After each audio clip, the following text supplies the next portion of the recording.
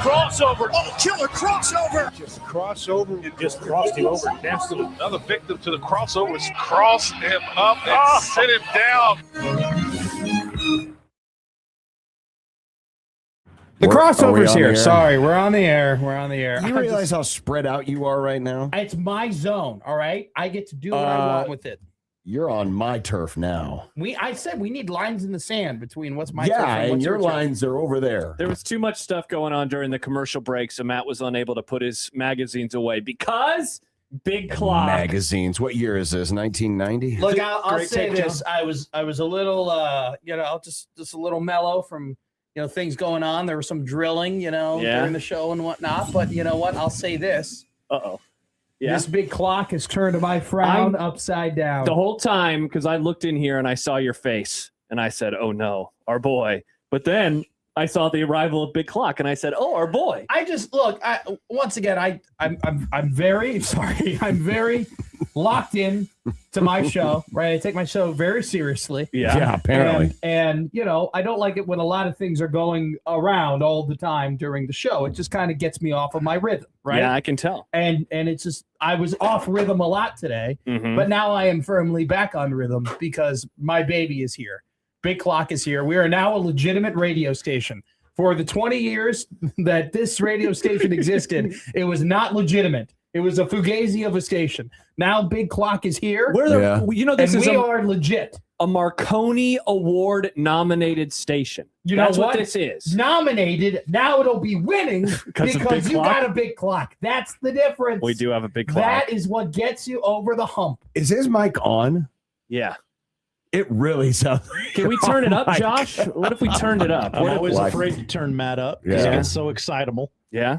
That is the tango he plays when it comes to my levels. See, I have had a tiny theory, and I haven't really said this to anybody. I've only kept it internalized that maybe we just need to turn the mics up a little bit, and then it wouldn't be as echoey. That is a theory that I have. Well, you want to give the Enterprise more juice? Yeah, I think you want it to go faster, Captain? I think maybe I'm giving her all she's got. Just a teensy weensy bit. That's just a theory. I don't know. Just a theory. I'm not sure. You want to put red matter in a black hole? Is that what you want to do? Sounds like it. Somebody asked us if we could put Big Clock on the stream. If we turned around one of our cameras, here I can do it. Oh yeah, Nick, do you want to aim it up? Holy crap! I know we got a Big Clock. We got a Big Clock. It happened. It finally happened. This is ridiculous. Right?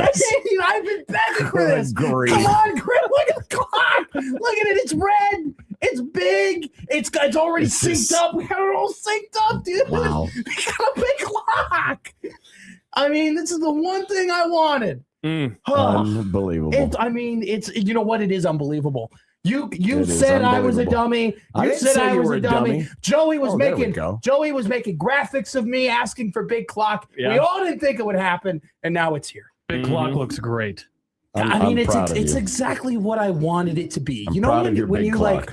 When your parents take you on a trip to a water park, and it's like you think of what it will be like going down the slides, and you think what it'll be like, being under the bucket, and it's like you prop it up so much in your mind that you could do whatever you want, and it's not gonna satisfy you, right? The idea of what it might be is actually greater than the reality. But let me tell you right now, for the first time in my life, reality has hit my imagination. Reality has hit the imagination. This is exactly, I am satisfied like I've never been satisfied before. Now that Big Clock is here. Not surprised. That is. Are we really surprised, John, by this news? That's not great news, but sure, why not? I got to be honest. Matt really talked me into Big Clock. At first, I'm like, that's silly, that's ridiculous. But the more I thought about it, the more I was like, you know what? I kind of want Big Clock. What's wild is it won't even affect Nick. It's just going to be behind it.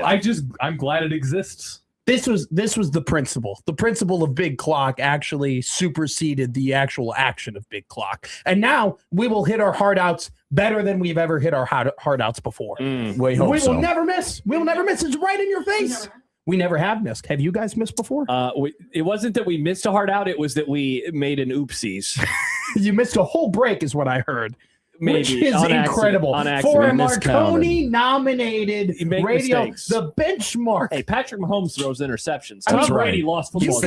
You guys are the heart of this radio station, and yet You missed a whole break where, Yeah, you we know, did. the little startup that they call Middays with Matt has been as efficient as anybody could ever ask for. And we will only Well, I become pretty more much- efficient Pretty because much of give the big Odson clock. credit for all of that, but sure, why not? Yeah. Wow. You know, when everything goes wrong, Sorry. the kid's not experienced enough. And when everything goes right, well, it's because he's got Josh. By the way, the new camera looks great. It does look It great. looks excellent. It looks just tremendous. It is so much better. And also, too, like, it was so awkward with the old studio where you would just see my backside. Yeah. Like, you couldn't New see crossover me. is a lot more fun. New crossover better than Big Clock? Yeah. New crossover. Big clock number is 1 and 2 of the studio. Well, no, the 1 and 2 of the studio is new TV. Okay. My Well, now- favorite power rank the new things with the studio. Size. So we got size in here. You got new TV. It's the size. You got It's the space. Yeah. It's our view. Yeah. The way the mics sound all echoey and Well, I don't know cavernous. about the echoey That'd be part. last. Okay, on so- the Yeah. ranking. John. I know. We're working on it. John, I We're think working on it. I might have a little poll now, more than I thought I did. What do you mean pull? Why I want a Big Clock and we got Big Clock. I So, know. how about we get Breakfast T- nook? no, not Oh. breakfast nook. No. I We want got it. omelets. It's a little bit. Listen, All right. Is that a clock small remote? small TV. Yes, we have a clock remote. It's the Matt McMaster Memorial clock remote. We have small TV 2, small TV 3 right above the producer, right there. So Now we can we're look right cooking. at it. Small TV Oh, yeah, I 1, see. small TV 2, so we can just look up, Sure. and it's just right above the producer room. It's right in our eyesight. That What is would we need? Like a 27-inch TV? Two 27-inch TVs, one on the That'd be- left, one on the right, That'd be pretty sweet. and a remote for all of you. You get the remote to TV 3, you get the remote to TV 2. Nick Grimm gets a remote to TV 1. No, okay, no. Nick doesn't get that remote. He can have TV too. And then once we get TV 2 and TV 3, we have a whole other wall Well, right see, here, I TV was- 4, TV 5. I was saying that during your show earlier, and Chris said no because it's gotten flagged a few times. Now we think it was because of Facebook, to which we said we're not airing on We're Facebook done with anymore. Facebook. Yeah, so I think that we're okay then. What, Plus, so- we barely use this camera. This camera is only used for the crossover. We don't use this any other time. No, but if we have a guest, Well, if we they'll have a be guest sitting that's right. sitting They'll right be there. sitting. Oh, yeah.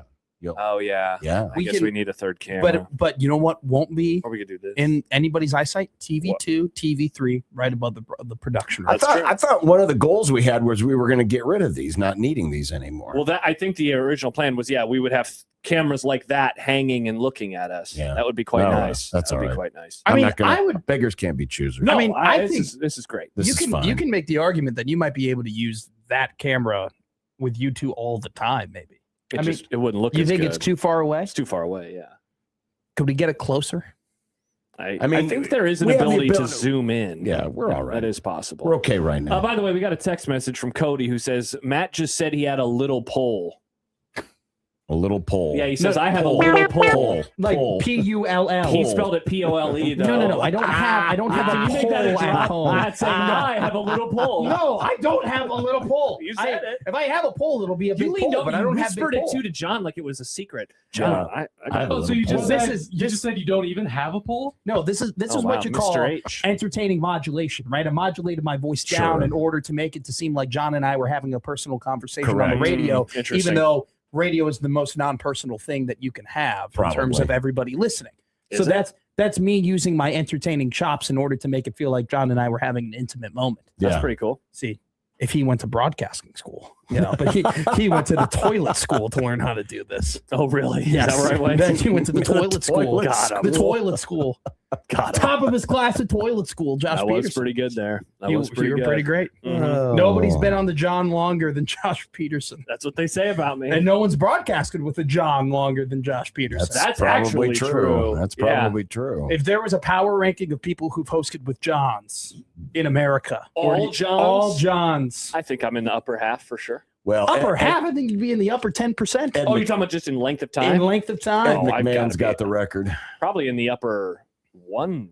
How long did Ed McMahon He broadcast was with with Johnny John? Carson for like 30 years. Oh so. my God! I mean, so what are we now, John? Like 28 years away? Well, or 18 years Yeah, away? something We're, like that. we're closing in. I mean, on it. seriously, We've been on the air together for almost 12 years. Plus, we worked together. John's for got another 18 2. more years in him. Yeah, you think Sure, so? why Oh, not? without a doubt. He's in his prime. You think John will be not? doing a radio show at 73? John is in. I could see John being old man broadcaster. Yeah, I mean, well, That's a horse I crap can too. I call. work with him every day. You're saying older man broadcaster. Right. Is that what you're saying? John's in his prime, and you don't say anything other than that. Think about that. So when John is 73, you will be older than I am right now. I don't even Wow, think that's John's on the back incredible. nine. I think John is just, Okay. he's just Now- about to make the I don't turn. know Now we're about just that. saying things just to say things. I don't know about I that. think it's Listen- 5 degrees outside. Do you listen to Middays with Matt? Do I you love it. listen to the radio I show? love listening That's to what the Middays. radio show is. I love listening to Middays with Matt. I had a very good prompt today that I thought about you guys because this is poll question week for you Yeah. guys. Yes, man. Is that planned, by the way? No, it just kind of It just happened. It's incredible. It's been quite nice. So I said that we haven't had poll question week, but your poll question week has inspired what we've been doing prompt week. We've had like a prompt Mhm. prompt. every single day. Yeah. So here was do you hear my prompt today? No. I've been a bit Okay. busy. My prompt today was if you could eliminate any game that Nebraska has on the schedule Yeah. and replace it with any game that you would want. Ooh, Okay. I know the answer to this immediately. What would it be? And I said you could do strategy. You could you like can make the schedule easier.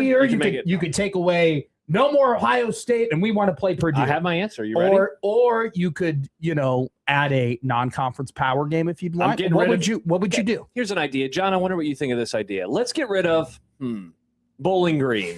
Yeah. And yeah. eeny, meeny, Tennessee, maybe? Whoa, Sure. what a good Instead idea. of Bowling Green, they played Tennessee this year. That'd be pretty But interesting. Josh, be all what for if that. I'm too scared? Yeah, that would be. It would be a scary. So football there are a game. lot of people who took your. That's the obvious low-hanging fruit. That is. I apologize for that. Okay, so I wouldn't make them have a fun non-conference game. So let's get rid of North Dakota. I don't want an FCS game on the schedule. By the way, they're going to be a good FCS team. Not that means a whole lot in this era. Mhm. I think there's a chance they could be the second best non-conference team on the schedule. North Dakota. Yeah. Ahead of who? Bowling Green. Ahead of Bowling Green. Yeah. Okay, I got one for you. I got I one thought for you were you. going to say they could be the Who's best. taking North Dakota Well- State's place? North Dakota, Nick. Ah. Here we Would go. it shock you if that was the toughest of the three games? No. Not necessarily a better team, No. but It was just because of the closest placement. score. Yeah, it was the closest. No, I would not. Shades of 2010 South Dakota State. North Dakota's quarterback is very good. I know. And That's could what I'm it could saying. end up being in the NFL one day, or That's what at I'm least saying. Power 5 football. So All right. yeah, I agree. Is there a chance? It I could agree. be the Should I get rid toughest of, should I non-conference get rid game. of Bowling Green then because that's the easiest one? That's I the would most get rid of important? Bowling Okay. Green. I'm getting rid of Bowling Green. Coming into Lincoln from the same conference as Tennessee, Lane Kiffin and LSU. Oh my God! Now we're talking. So we have a massive game, a huge coach. Everybody is interested in it. What if I mean, That'd be sick. I know That'd be everyone awesome. loves old Lane Train, but Yeah. what if it were Alabama? When's the last time Alabama played in Lincoln? The 70s? 1977. God, that would be And pretty cool. and I mention this because maybe they might be gettable. Maybe they might be gettable. I don't know. I think that like I said LSU, maybe. Of LSU and Lane Kiffin, like course, they- LSU could be. they gettable. have. So that's what I'm saying. Like they've brought in so many transfers where Yeah. we've seen it where if you're going like LSU is going to be great off of the idea of the transfer portal. Sure. And we've seen it in college football where all the parts don't necessarily come together to make the sum you anticipate. Sure. So I think that if you're saying Alabama could be gettable, I would make the argument week 2 LSU is exactly when you would want to play LSU. Actually, wouldn't you rather play them in week 3 because that's the week right before the Ole Miss game? So maybe they're peeking Maybe they're ahead looking ahead. just Yeah, a little bit. Add that too. Yeah. Add that too. Now, I Prison mean, Matt says anyone not getting rid of one of the good teams and adding a nobody does not have the program's best interest at heart. They're going to be fighting for 6-6. I want fun non-conference. That's what I want. can I add one that plays into what Prison Matt is saying, but Sure. also is a prove it for me? Yeah. If I could replace any game this year, I would take away the Oregon game. Okay. Okay. Okay. But I would replace it with Minnesota at Minnesota. Get a little revenge for last year. That was so loud. Damn. Not sorry if your ears are bleeding. Yeah. not necessarily a revenge game, more of a prove it game. But it's a little bit of both, right? I don't think it's revenge. I think that they got Revenge. They lost by 18. But it's not. But they could lose it again. Well, that's true. I think I look at it more as like prove like it. that. Prove you've improved. I like that pick because I was trying to figure out which of the conference games I could get rid of and then who would I even add. That's fun because there is some anticipation. There is some, we got to get these guys. A million. And also, like too, that. you just got to get Fleck. I just can't. PJ Fleck makes my skin crawl. I think the only other Big Ten team that I would wish was on the schedule this year that's not would Northwestern. No, I was going to say I want to see what happens would be Wisconsin. Yeah, I agree. I'd like to see. Yeah. I'd like to see Nebraska play Wisconsin this year. I also would like an excuse to really, really follow Wisconsin season, like in depth. Yeah. So then you're like, oh, I got to watch it. Exactly. But I would study also a little insist that we wear our reflective tape uniforms. No, their John. reflective tape uniform. Those suck. Yes. Both of them. Kenneth was trying to tell me he liked Notre Dame's reflective tape uniforms. Those suck too. No. I don't hate Notre Dame's, but I do think it looks better than Wisconsin. They put the last names on the jerseys. What are you doing? Who did? Notre Dame. Oh wow, they don't do that. Well, they don't do that for regular season Right. games. For the college football playoff, they put the last names on the jerseys. Really? Because they've earned it. That's like their I didn't know thing that. now. What is So this? Saving Private Ryan? That used to be Nebraska's thing, is they would not have names on the uniform on the jerseys, but then on senior day, the seniors would get the names on their uniforms. And then I think in the bowl game, everybody got names on the jerseys. I think that's a good gimmick. I think that's a really good Hey, gimmick. speaking of gimmicks, you know what I was thinking about last night for some reason? It popped into my brain. Christopher Nolan movies. No. Good call, though. Clowns that, haunt 12-year-olds. Again, you are like nailing my interest right now. I know. Unbelievable. I know. No, we are. Can you imagine this guy does that? It's going to watch baseball. Can't believe this. You watch twice a week. We're getting very close to single-digit number season, everybody. Is that still going on? Oh, brother. It didn't stop last year. I'm getting It's concerned. It's not Thursday. I think getting concerned. I think that thing. Thursday. I think that thing kind of washed away when Dylan was like, "Nah, I'm good." Well, it was still here last year. Hey, by the way, I'm going to change the subject. There was a group chat that involved John, myself, and a third party, an unidentified third party. And this person was basically imploring us to discuss something on the show. This happened like 2 days ago. And John responded, "It's not Thursday." This person had no idea what this meant. And it was one of the funniest moments of my entire week. Were you trying to make a "I don't care" reference? That's exactly what I. And I realized when I zero idea what he was talking realized that the about. third party. Here, I'm going to show you the group chat. I just realized the third party would not have known what I meant by that. You know, It's not sometimes Thursday. I'll this was Monday because it was during the United States soccer match. That's when we got the. I have friends who claim that they listen to my show. Yeah. And sometimes I'll purposefully make reference of my show in front of those to friends. see if they get the and reference. see if they understand, to see And? if they're almost always they never get it. Yikes, that's a tough look. Like my friends like to listen to the show just to like make a bunch of chats and then they but like not leave after 30 They don't minutes. like the content. No, they do, but then they yell at me about the content, which is kind of a common theme in my content. That's what People happens are when- always yelling at me. Yeah. Save your voice. We're not even in August We yet. don't need that right now. By the We way, don't. Many comments saying that their ears hurt, Nick. Would you like to apologize? Yeah, I'm sorry. I actually just put a reminder on my phone to adjust the sound of that drop. It's a good Reminders idea. in my phone are the most useless thing of all time. I've tried Really? doing reminders in my phone, and they often just aren't effective. Yeah, because you always have your phone muted. I've been trying not to do that as much recently. Yeah. Well, yesterday I was supposed to, or 2 days ago, I was supposed to talk to somebody that I really wanted to talk to, And you missed it and I because missed of their your calls do not- because of my notifications. Yikes. And I very much wanted to talk to this person. That's a tough look. It was, and then I Yeah. had to I'm sorry. Yeah. Please let me call back. Oh, that sounds like Nick earlier today. He had to say that to somebody. Really? I did. Yeah. That sucks. Yeah. Begging to call Sorry. somebody back is pretty low on the totem pole and things in terms of things That I you would don't like want to do. Yeah. Sorry. no. No, thank you. Sorry about that. Yeah. Let me see this group chat. Oh, okay. Yeah. So John said 3 words. It's not Thursday. It was so funny. It's just one man's opinion. It's no big deal.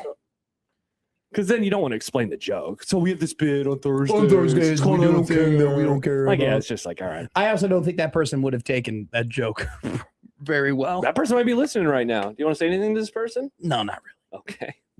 Wow. Okay. Jeez. Harsh. It's Thursday for Matt. I know I have college reunion tonight, so College you can't Wait, have a what? reunion. You graduated 2 years ago. Yeah. What It's is just this? that's a get together. No, but it's 12 guys and 10 of the dudes in the group chat will all be together tonight. That's just a get together. Yeah, that's not a It's just hanging out with the boys. People have driven and flown in for this event. That's a get together. You can't No, have a it's reunion not. until. It's a reunion. In my opinion, you can't have a reunion until 10 years. We did it last year where we had Would you call everybody. that a reunion? Yeah, we did. That's ridiculous. We called it the annual Skurs group chat reunion. Yeah. And this is year 2 of the annual Skurs group chat Are reunion. you going to Lincoln? Yeah. We're having right there tonight. I have an opinion. If it's the first time you do something, you can't call it annual. We said we wanted It's to inaugural. make it. We said we want. Okay. That's a good The call, Nick. inaugural Skurs group chat reunion. Now it can be annual. It can be annual this year. This is the second annual Skurs group You chat said 10 reunion. of the 12? 10 of the 12. What are the excuses for the other 2? Ari has a very important job that he can't get off for, and Wasserman? he does. Okay. And Cole works for NASCAR, and they are racing this week, I believe. I don't know. He couldn't come in for it. They're His week at the off is track. his couple weeks off are coming up soon because they take a little break in NASCAR. But That's exciting. yeah, we have 10 of the 12 guys in town. We have the voice of the Oral Roberts Golden Eagles driving up from the from Oklahoma, and then we have our friend Ian who's coming in from Kansas City. It's gonna that's be how fun. exciting. The orator of oral. You ever call him that? No, but Like I the will Sultan of now. SWAT? I will now call him the Oracle of Orator. Orator of Oral. Orator of oral. It should be a great time. We are not going to O Street. Really? We have Because you're declared adults. we're too old. Where are you going? Well, I guess you don't want to dox yourself, do you? I mean, there's only like 4 bars you can really go down to if you're keeping yourself in the Haymarket. Oh, you're That's going to true. Haymarket You area. know, like there's only you go to McKinney's, Beer House, or Tanks. You know, we don't really go to Gate 25. Yeah. This is more. You this might is run not a into vibe. somebody there. Yeah, I don't want to. I don't Former really head want coach to. might be there. Or former assistant coaches might Or be there. former assistant coaches. Wow, he's going to come up from Florida just to go to that bar? Maybe he really liked that bar. He was a huge fan. He was a massive fan. Allegedly. They must have great margs. Oh, man.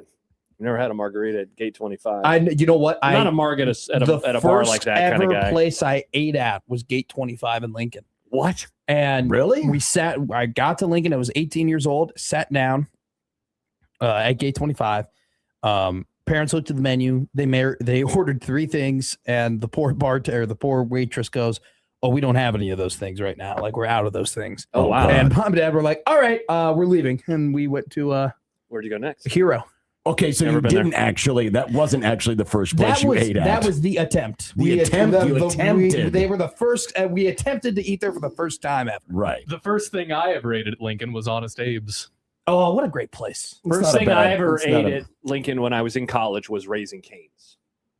What about when you weren't in college? They had the Raising Cane's was there. The one on 48th. Oh, my And that was God. the first time I'd ever been to a Raising Cane's. Oh, I'd yeah. never heard of it before. That Raising Cane's, that might be the first Wait, Raising that's why Cane's the in Target- Nebraska. That's why the Target. So like we moved in all this stuff and they were like, "Do you want to go out to lunch?" And I was like, "Sure." And they were like, "There's this place Raising Cane's that we've never heard of. Do you want to go try that?" And I was like, "Okay." Wait, they had it all the way back in 1972. Okay, Ah. that's John's age. I'm not that old. I'm not unk yet.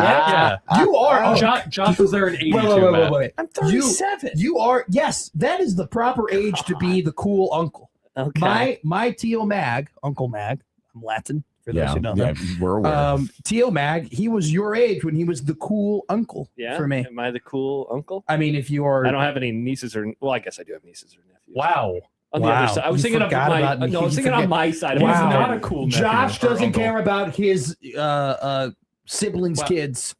That would have been No, it's not cooler. my siblings. It's my in-laws. Josh kids. only considers them family if they're directly on the paternal side related. Wrong. I love my nieces and nephews. You don't know their names. I know all their there's names. no Jim, Gibson. Tim, Okay. Pruitt Finn. and Thomas.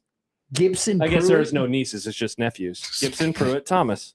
Pruitt. Pruitt. I just- What are you going to say about my sister-in-law and her I naming of her have son? no comments. I don't know if I've ever heard Pruitt used as a first name before. It There sounds was like it sounds like an accounting firm. There was a guy. Actually, that does sound like an accounting firm. Pretty sure there was a backup offensive lineman on the 1995 Nebraska team with the last name Pruitt. No. I'm talking first name Pruitt.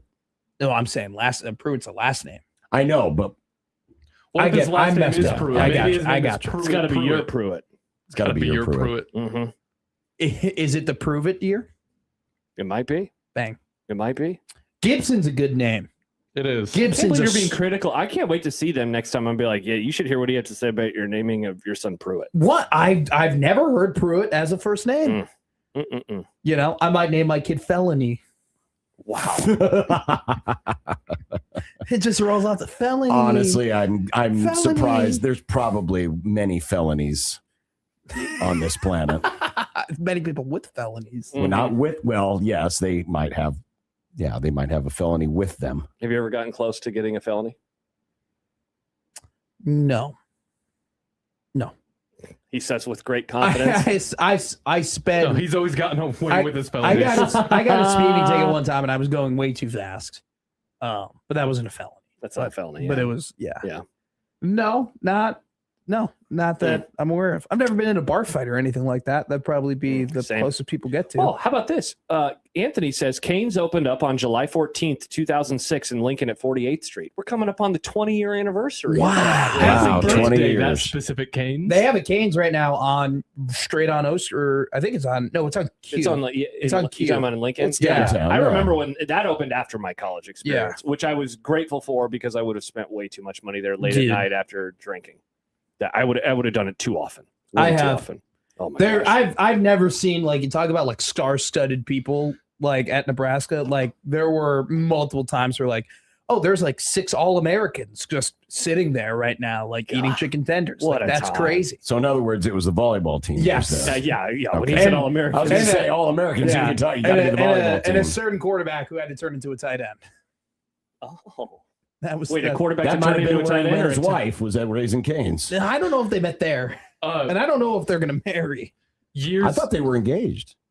the former quarterback who turned Yeah. tight end. Yeah. I'm almost positive they're not. Oh, I thought they were.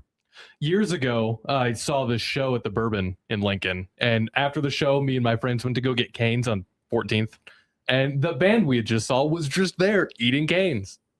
Just normal people eating Canes after a show. I got to look this up now. I hope I'm not wrong here. I thought for sure that. A couple of them have been, like, you know, Bergen got engaged. Yeah, but I thought for think sure didn't- that Heine was. I don't think they engaged. did. Is this true from Hokie I'm Skur? sorry. Is this boots on the ground journalism? Matt got rejected by the 5 single volleyball players because he has no game. LOL. No, that's not. That's not true. Okay. It was mutual. I never even They talked to probably them. all said you're Nice. too short to be a stormtrooper.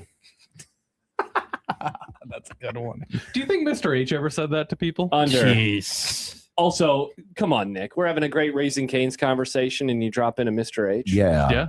Yeah. Designated Hitler. I always forget that I can't see you anymore. Hi. I have to lean over. I never talked to the volleyball players. I knew better. As a professional in Why? the media. Because they were intimidating or what?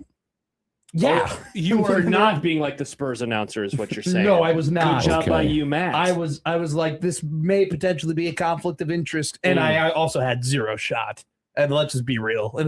I wasn't deciding You anything. don't have to talk to a girl with the express intent of wanting to. Yeah, you know, but pick when them up I'm on a date. 4 Long Island iced tea pitchers in from Brothers walking into 4 Long Raising Island Cane iced tea pitchers. they were only $4.50 back in the day. Good Lord. 4 pitchers. Yeah, well, How they're are like, you not they're like, face down on our street? I'm a McMaster. Those pretty must have good. been some weak He's freaking Latin, iced teas. John. I got they might. I mean, they're a lot of sugar. Let me just tell you right now, you felt it in the morning. I bet you did. Felt it in the morning. I bet you did.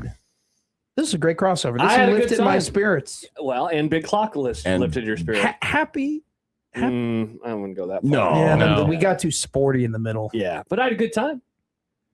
I got to come up with better like non-sport prompts. We'll get there. Throw it. Soon it'll be football season, and so we'll only be doing sports. Not in the No. crossover. No, but not on the crossover. Not on the We'll have- crossover. so we'll have all these leftover takes that we're not getting to in the summertime. Yeah. I don't really have Or any the- other leftover takes than Anne Hathaway.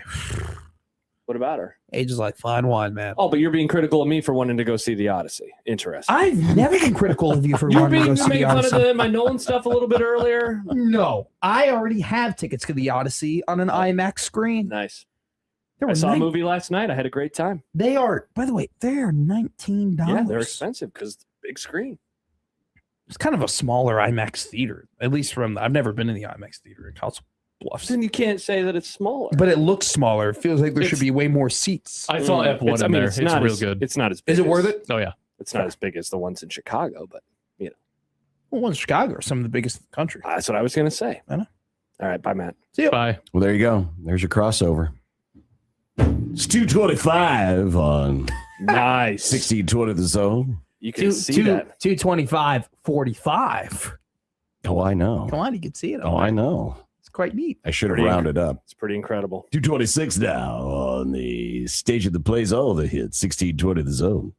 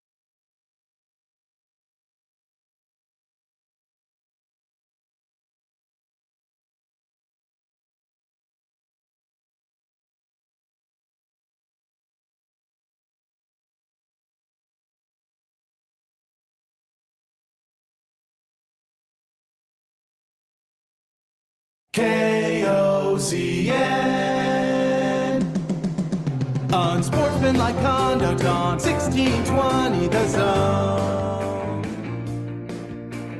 Husker athletics, Creighton, and yes, UNO. Don't miss a moment, they'll give you your fix. They're on every day from 2 until 6. Spend your afternoons with John, Josh, and Nick.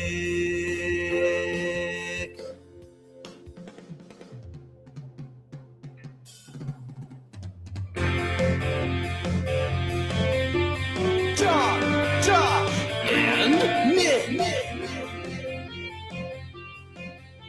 They'll show you what sports talk really is. Here we go. It is One Beer Friday. That's nice.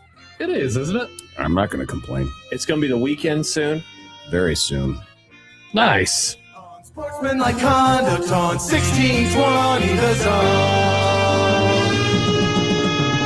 Husker athletics, Creighton, and yes, UNO.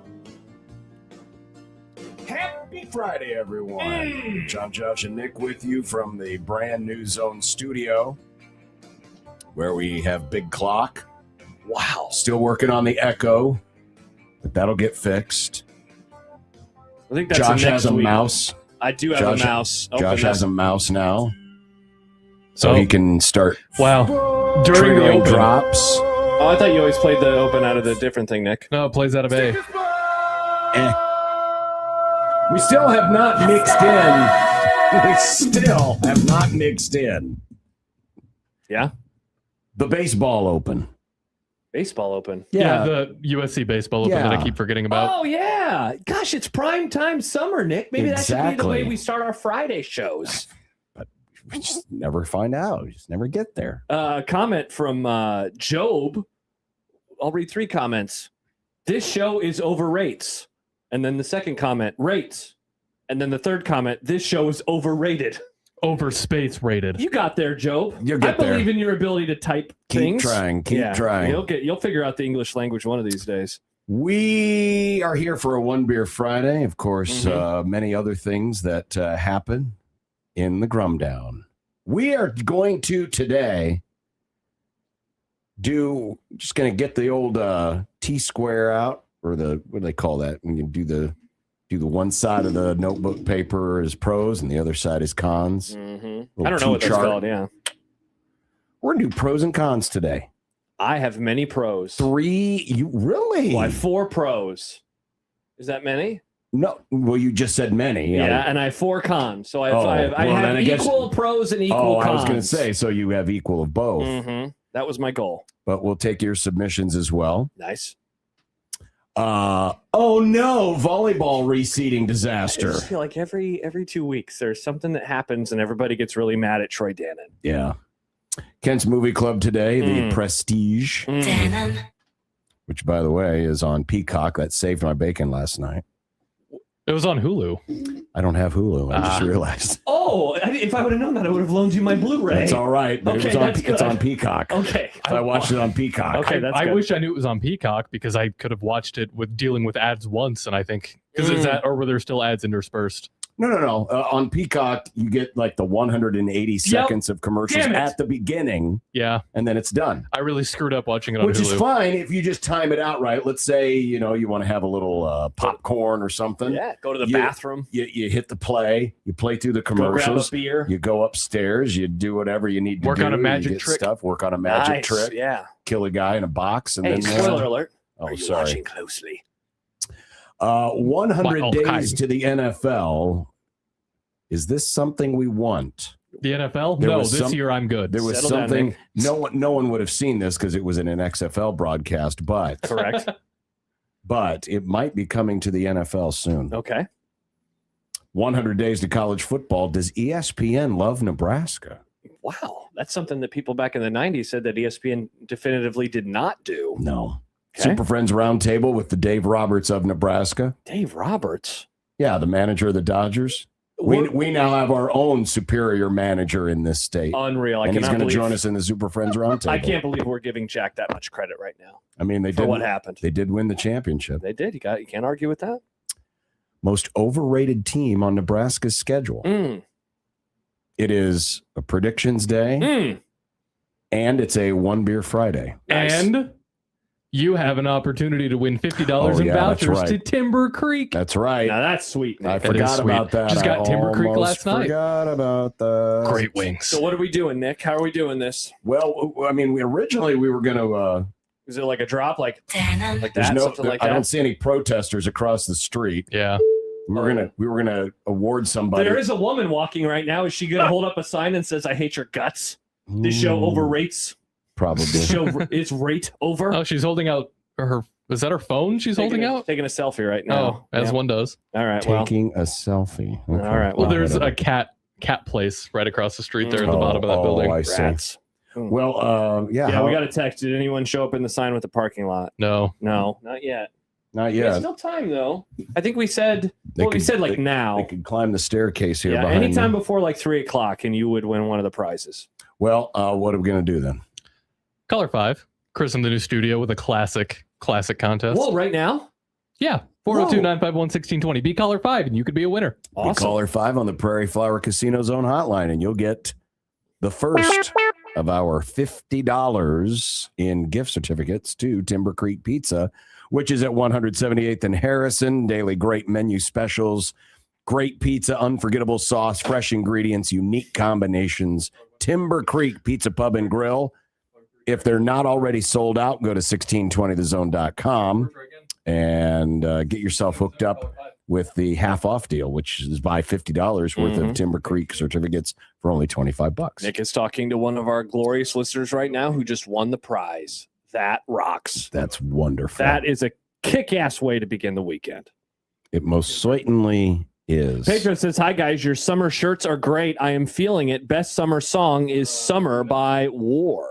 I don't know if I know that song, Pedro, but thank you for the compliment. Is that the one that goes, dun, dun, summer in the city, getting dirt and I would ask Nick, but he's on the phone right now. He is famously that of music, so he'd be in able the to help us summer, out. in the city, in the summer, in the city. Do, do, do, do, do, do, do, do, do, do. It's a fun shirt Friday.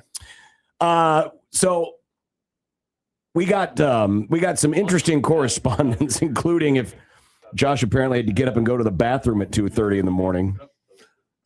But folks were very enamored by our poll questions this week. Apparently. No, this is not the poll question that this was in response to. Oh, was it? I thought it was. No, this was in it was just a tweet. Yeah, what was the tweet? This was in response to the slop graphic of the top 5 Big Ten quarterbacks ever. Oh, that's right. Yeah, this was not about our poll question. Sorry, that's right. Yeah. Now, you are a no-talent troublemaker, so I'm like totally okay with that. But yeah, that...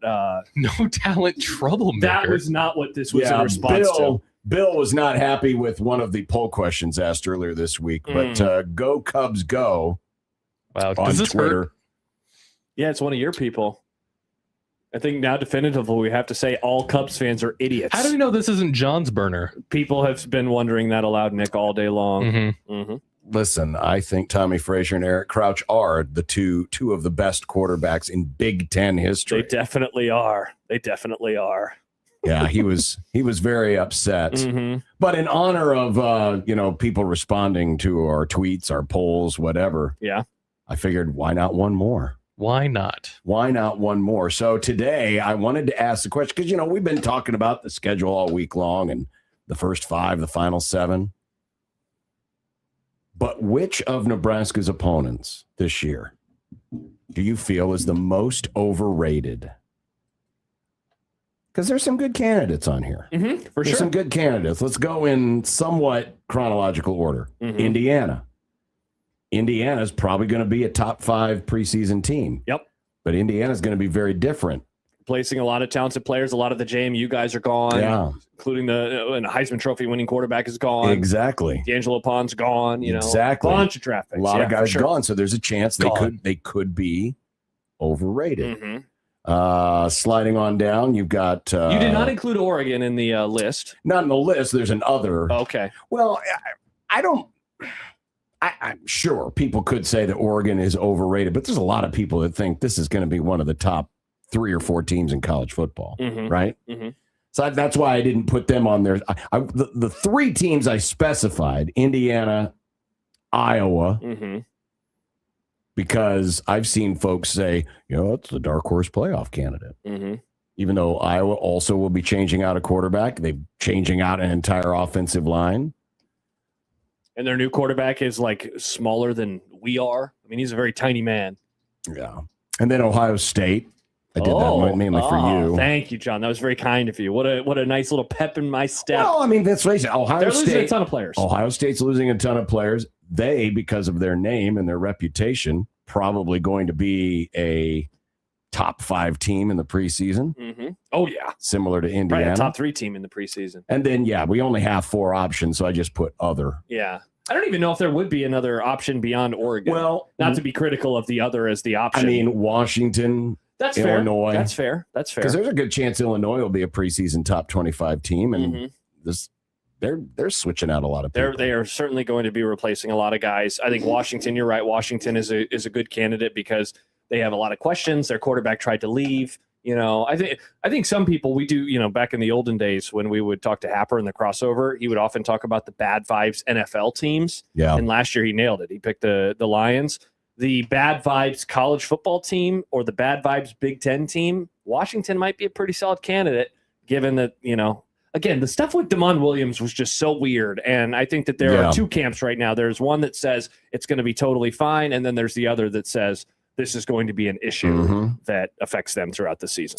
So those are the 3 team options. There is another option, and we invite you to comment below. But if you want to go to the Liquid Trucking Zone Twitter feed at USC 1620, and as someone pointed out in the YouTube comments, they like the fact that the Liquid Trucking, see those signs that are above Nick's head, we've had those for a long time. They've just never been in the line of sight. That's true.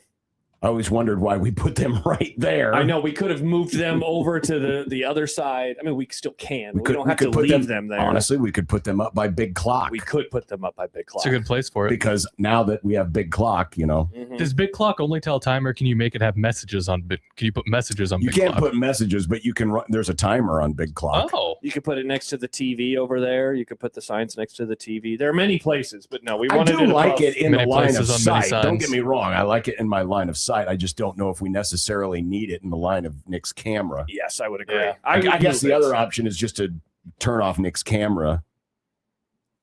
Some people have been asking for that. I mean, I think YouTube's flagged us a few times. What do we think about the look of the show now, John? Check out the YouTube. What do we think about how it looks? I like it. Oh, Nick's making an executive decision right now. Probably going to peel some of the paint off the wall. Yeah. He's reach, stretch. Oh, Nick, get the ladder. We had the ladder in here. He's got it's still in there. Perfect. I guess it'll be high enough. Okay. Yeah. Perfect. But let's put it on camera. Let's watch Nick all fall together. Let's see if Nick remembered to pull up his underwear. Nice job, Nick. Maybe, sort of, kind of. Wow, what a great view. Nick, we're very proud of you. It works great. And now it looks great. See, now, Nick, you could put the Marconi Award nomination behind you. Is that still outside of our great old studio? I think we should put that. I think that should be the thing that hangs behind Nick. Why not? As a great reminder to our, wow, when Nick turns on his microphone, holy moly, dude, you see that? Yeah. Nick, I don't know if you're going to be allowed to talk anymore. Rip. I think we might have to turn your microphone off. Didn't they change that mic out last night? Yeah, that didn't work. That wasn't the problem. That wasn't the problem. That was not the problem. I had a message from somebody yesterday who was listening when I mentioned we were changing the mic, and they said, that isn't going to fix the problem. The problem is elsewhere. Yes. I agree. Kind of thought the same thing. 402-951-1620 on the Prairie Flower Casino Zone hotline, and we will be doing further cues to call to get that Timber Creek Pizza certificate your way, $50 to Timber Creek Pizza.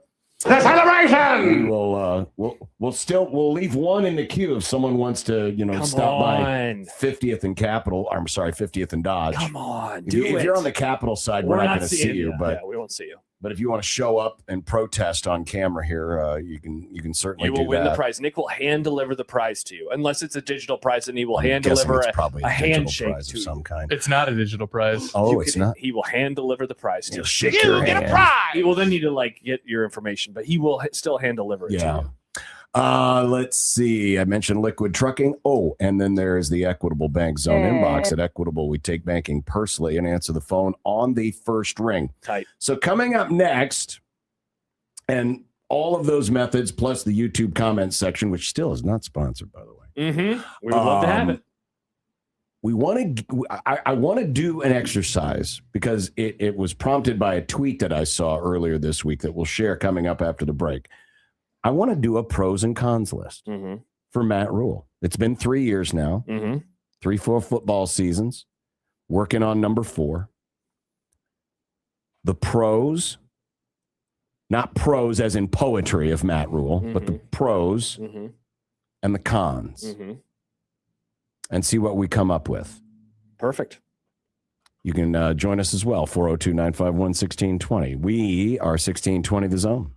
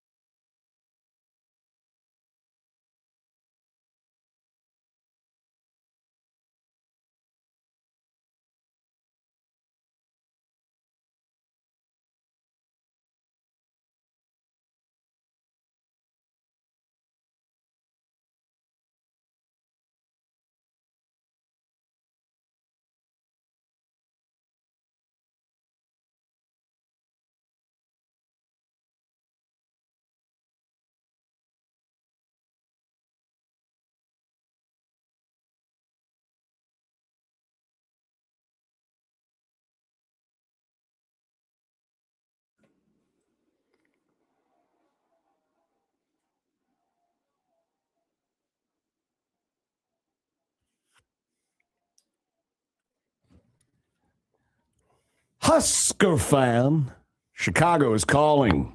We're teaming up with Union Bank and Trust to send one lucky Nebraska fan and a guest to Chicago to see Nebraska volleyball play Missouri at beautiful and historic Wrigley Field.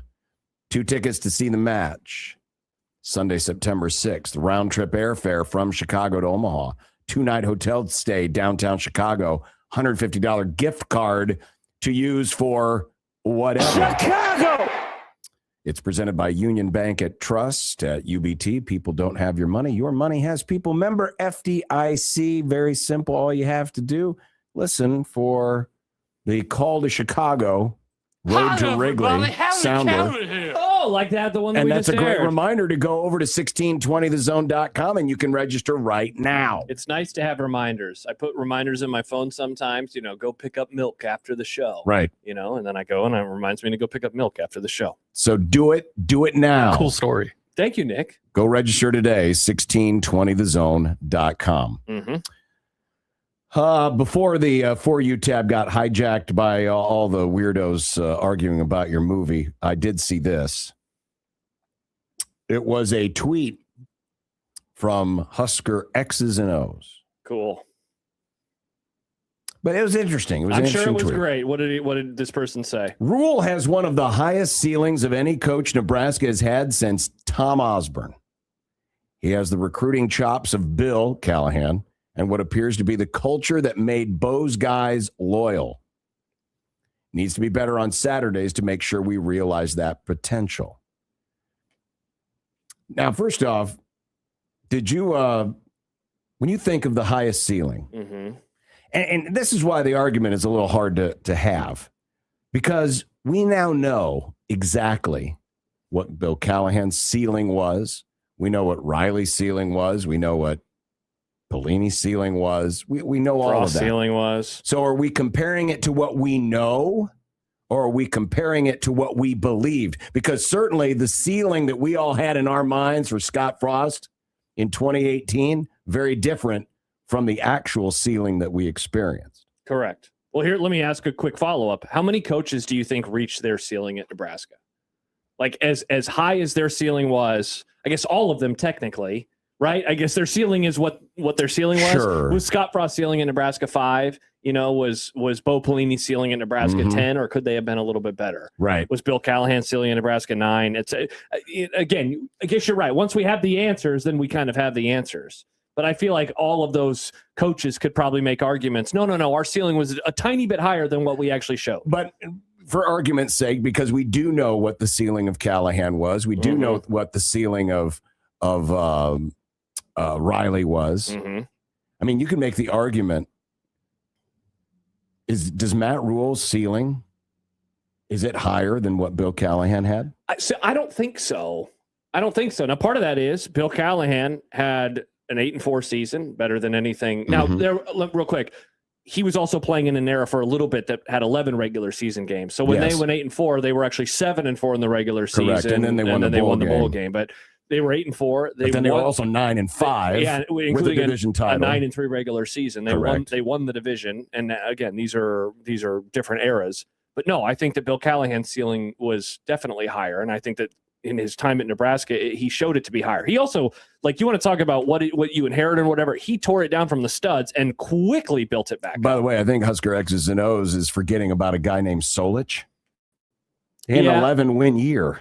Yeah, he had a 12-win year. Or 12-win. Sorry, 12-win year. Yeah, they were 12-1. Right. And I'm guessing the argument you make there is, no, he inherited the Tom Osborne experience and he got to do all of the Tom Osborne things. And so that's probably why he would say his ceiling is higher, but his ceiling was higher. He won the conference. He had another 11-win season, et cetera, et cetera. Well, without arguing semantics, that tweet and that comment sparked an question in my brain. Okay. Sometimes it's just easiest, when you're going through a big career change potential, or you're thinking about moving or anything. What do? You get the notepad out and you go pros, cons, divide it down the middle, and you list them all off.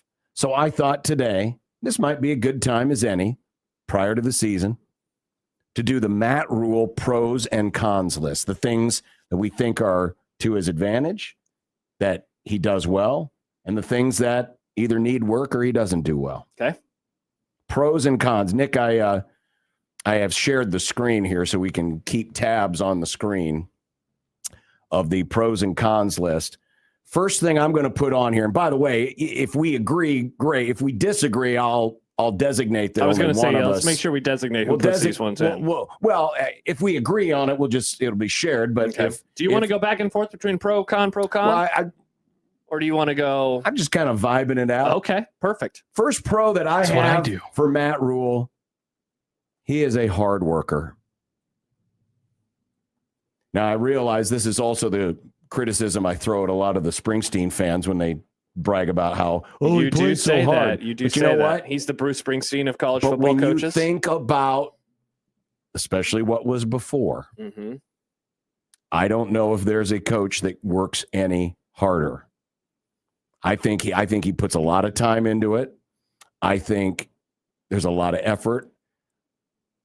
I worry sometimes, and I worry about a lot of these guys, and it's not just a Matt Rule thing, about, a healthy balance between work and play, work and family.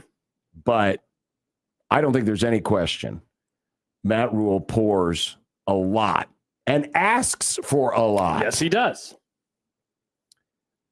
That's the first thing I thought of when I started developing this list in my brain. Well, I think that you and I were on the same wavelength, because the first pro that I wrote down was he thinks about the brand a lot. I think he very much cares and wants to shepherd Nebraska football as an entity in a way that I don't think any coach at this place has in quite some time.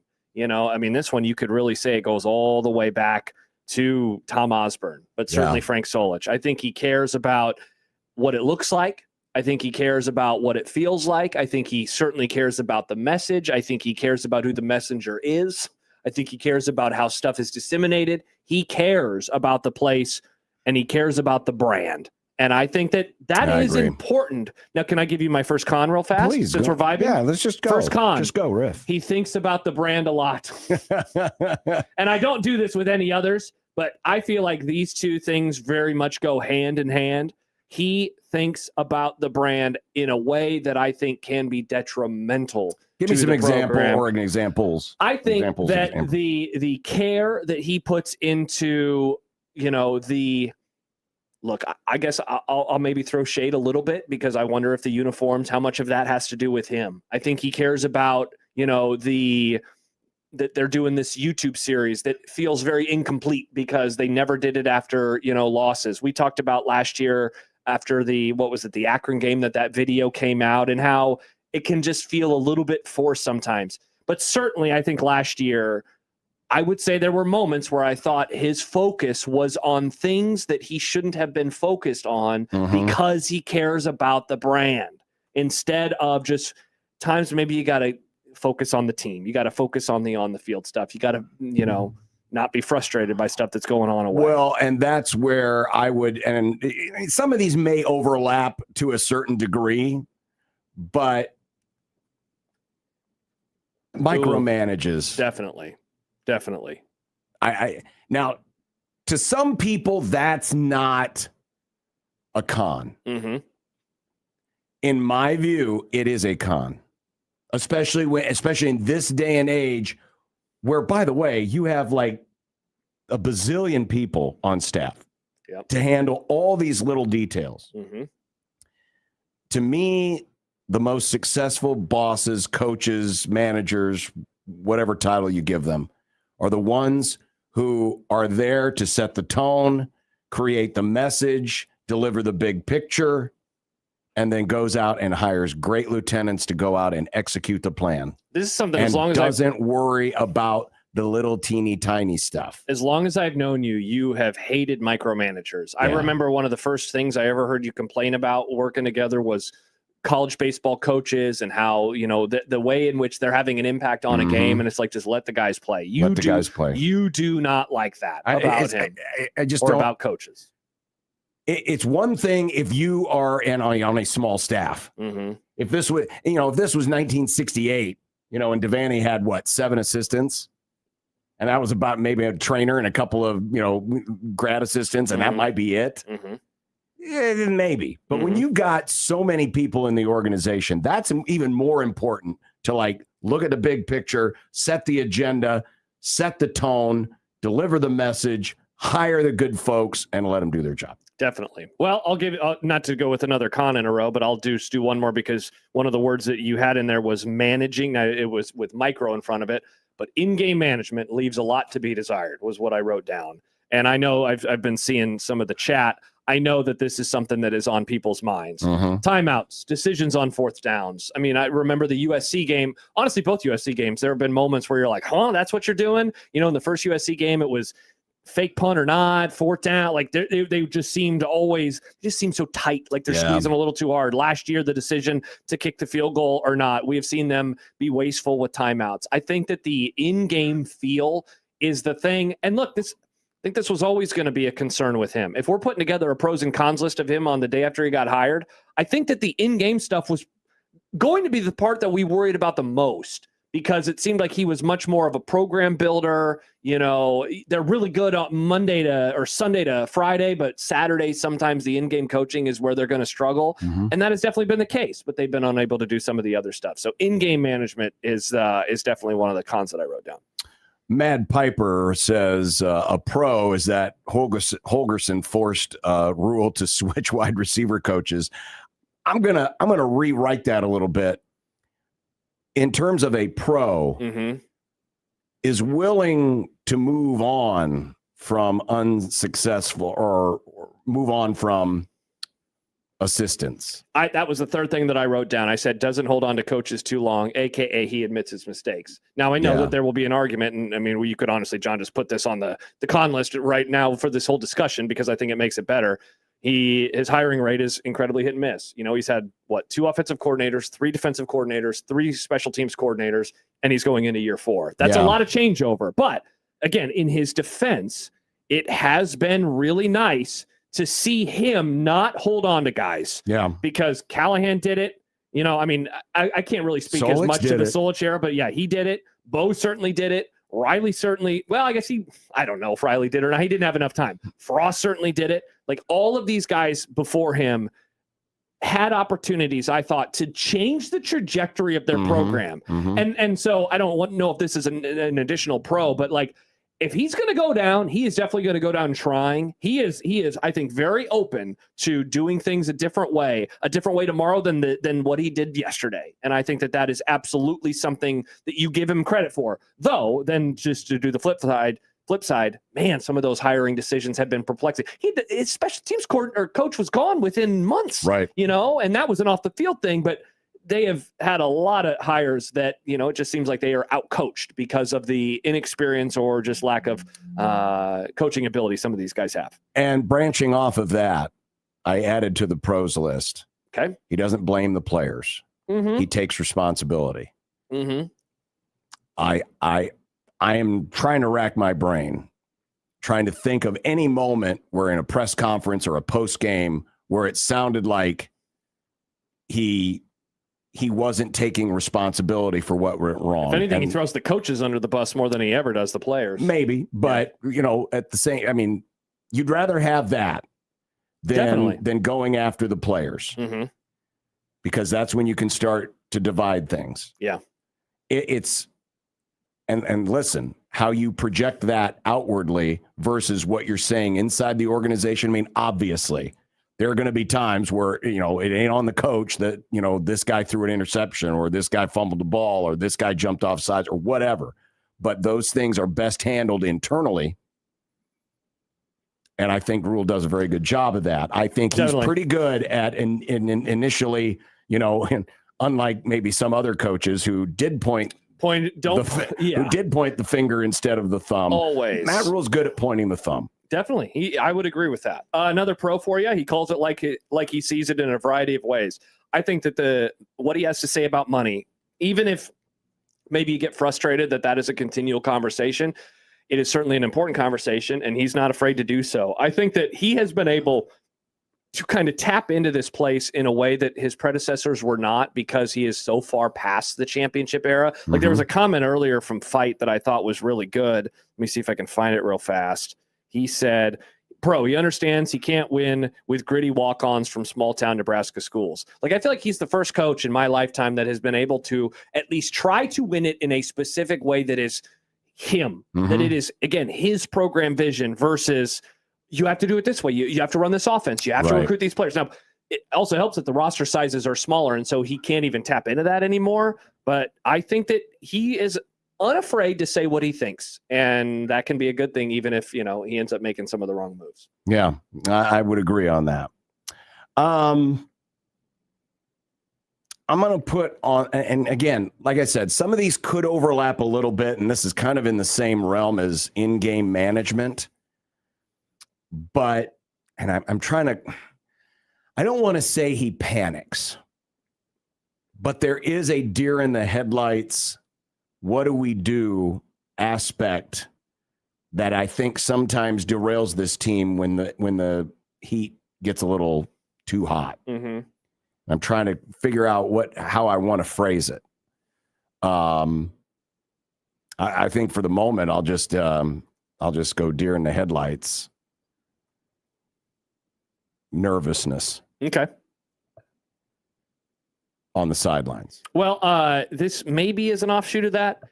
NFL mindset. Every game is going to be close. Every game is going to come down to the wire. He talks about that a lot. He talks about it publicly. He talks about it privately. I know that it's something where it's like, man, but can't you like want to go in thinking that you're going to win by a lot of points? And sometimes I think that they coach in a way that seems like, yeah, this is how you get to the fourth quarter and then you have to make the plays.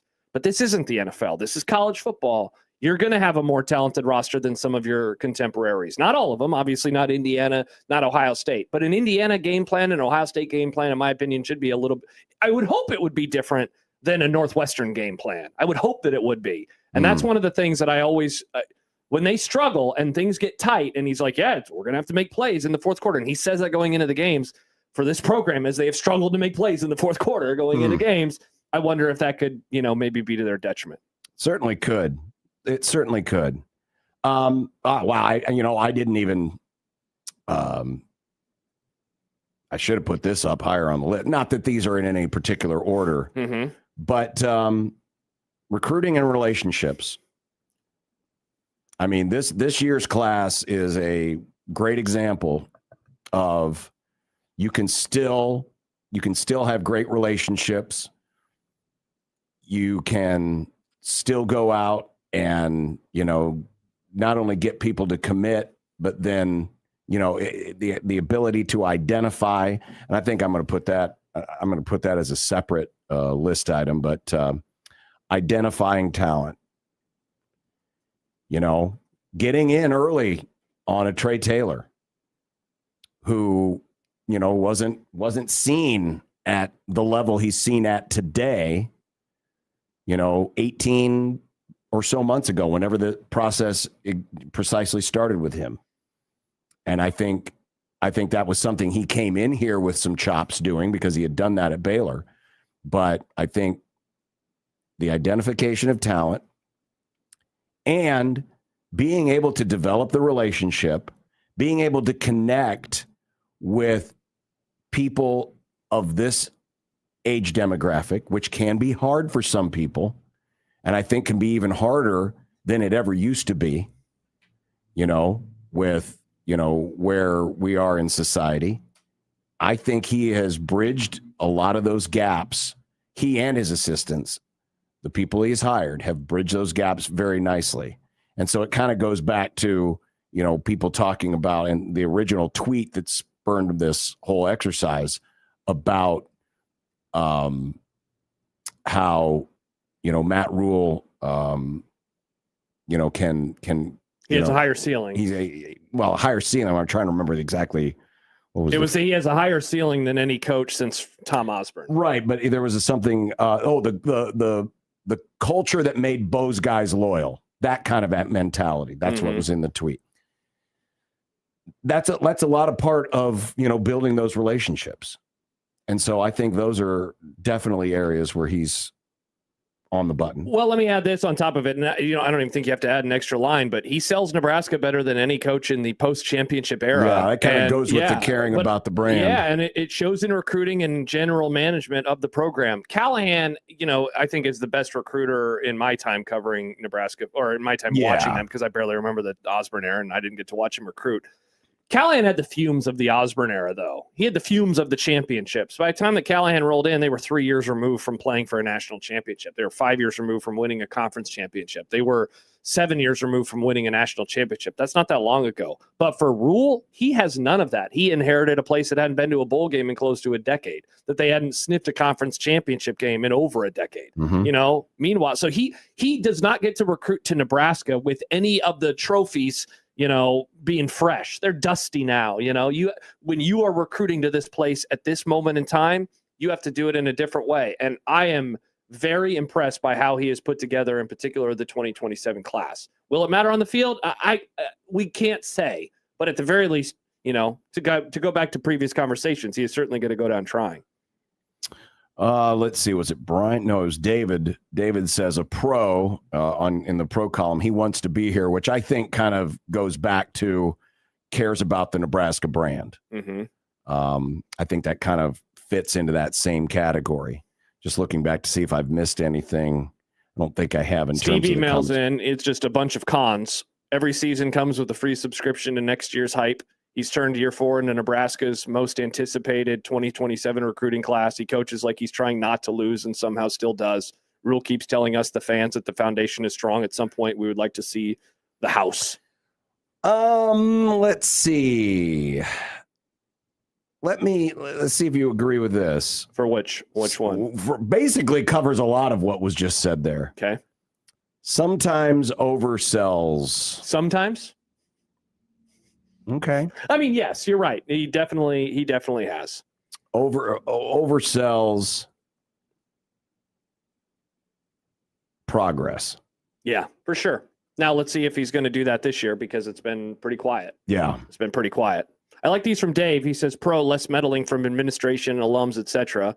And that's more about them than it is about Rule. And then he says con, fan interest is at the lowest point since the 1960s. Again, like those are byproducts, I think, of those him. They're not so much him. Yeah, himself. it's not on him. I mean, certainly if Rule had any real ability to control those things, he would do it in such a way. This con kind of goes back to some of the coaching discussions we had earlier, but the constant switching of what their offense is going to be and what their defense is going to be, in terms of a style, in terms of a scheme, in terms of a look, in terms of a feel. 4 years in, I have no idea what the Matt Rule offense is. I have no idea what he wants it to be. People always tell me Matt Rule wants to be a physical, run the ball, pro style offense. I don't know. I don't know if he does. There's not really a whole lot of evidence, and I don't know what the defense is trying to be. They tell us that they want to be able to take the ball away. They tell us that they want to be able to, cause a ton of havoc and get, splash plays. Again, I'm still kind of waiting to see some of those things. Failure to establish on-field identity. Yeah, I really feel, and I hate using that word. I hate using the I word, but I really do think that that's been the case with both of those sides of the ball. I don't know if this has been covered anywhere, but there was an episode last October involving a contract and involving some, nosy reporter who maybe broke the story before it was supposed to be broken. Yeah. Is there anything that we haven't that this covers? Because there's an element of, and maybe that's more of the micromanaging part, but that kind of stuff 2 days before a big game is not something a coach should be worried about. No. Yeah, I obviously would agree. Something about priorities. Yeah, I would obviously agree. Right. I'm just wondering if I mean, I think that goes in with he controls the brand. Overthinks it. Yeah, okay. Yeah, I think that's fair. I think that that's fits fair. in with those things. That's fair. Yeah. I think we've got a pretty decent list. I think this is a really good list. I think, and look at that. We had 7, 8 in we had 7 in each of the 7 in each category. In each of the categories. Can I throw in a con? Sure. He scheduled Bowling Green over Tennessee. He's a weenie. I guess that's my con. I definitely I do not like that for sure. I do not like that for sure. Bruce says con, penchant for late night calls. Sometimes you'd have to make late night calls. You up? Mm-hmm. What if you would have gotten a text that just said "you up, Josh." Yeah, I mean, I would have. It would have changed the anticipatory tenor of the conversation. Absolutely, it would have made it sound like, oh man, he must be here to compliment me, say, hey, great job, and finding out about my contract extension. I couldn't agree more. Way to go! Mm-hmm. Now I don't have to do that pain in the ass interview with that ex punter. Imagine how. Heck, they might have won the Minnesota game if he'd have come in with that attitude. Well, remember, they had already played that game. Hokey Skirt says, can we do the same exercise but make it pros and cons of being a Husker fan? That sounds awesome. Yes. Well, maybe we can do that next Friday. Topic alert. I love that idea. Maybe we can do that next Friday. That's a great idea. All right, we'll be back. Appreciate you participating. We've got Kent's Movie Club here in about 20 minutes or so stay right there. I think next we'll get to 100 days to college football. Excellent. On 1620 The Zone.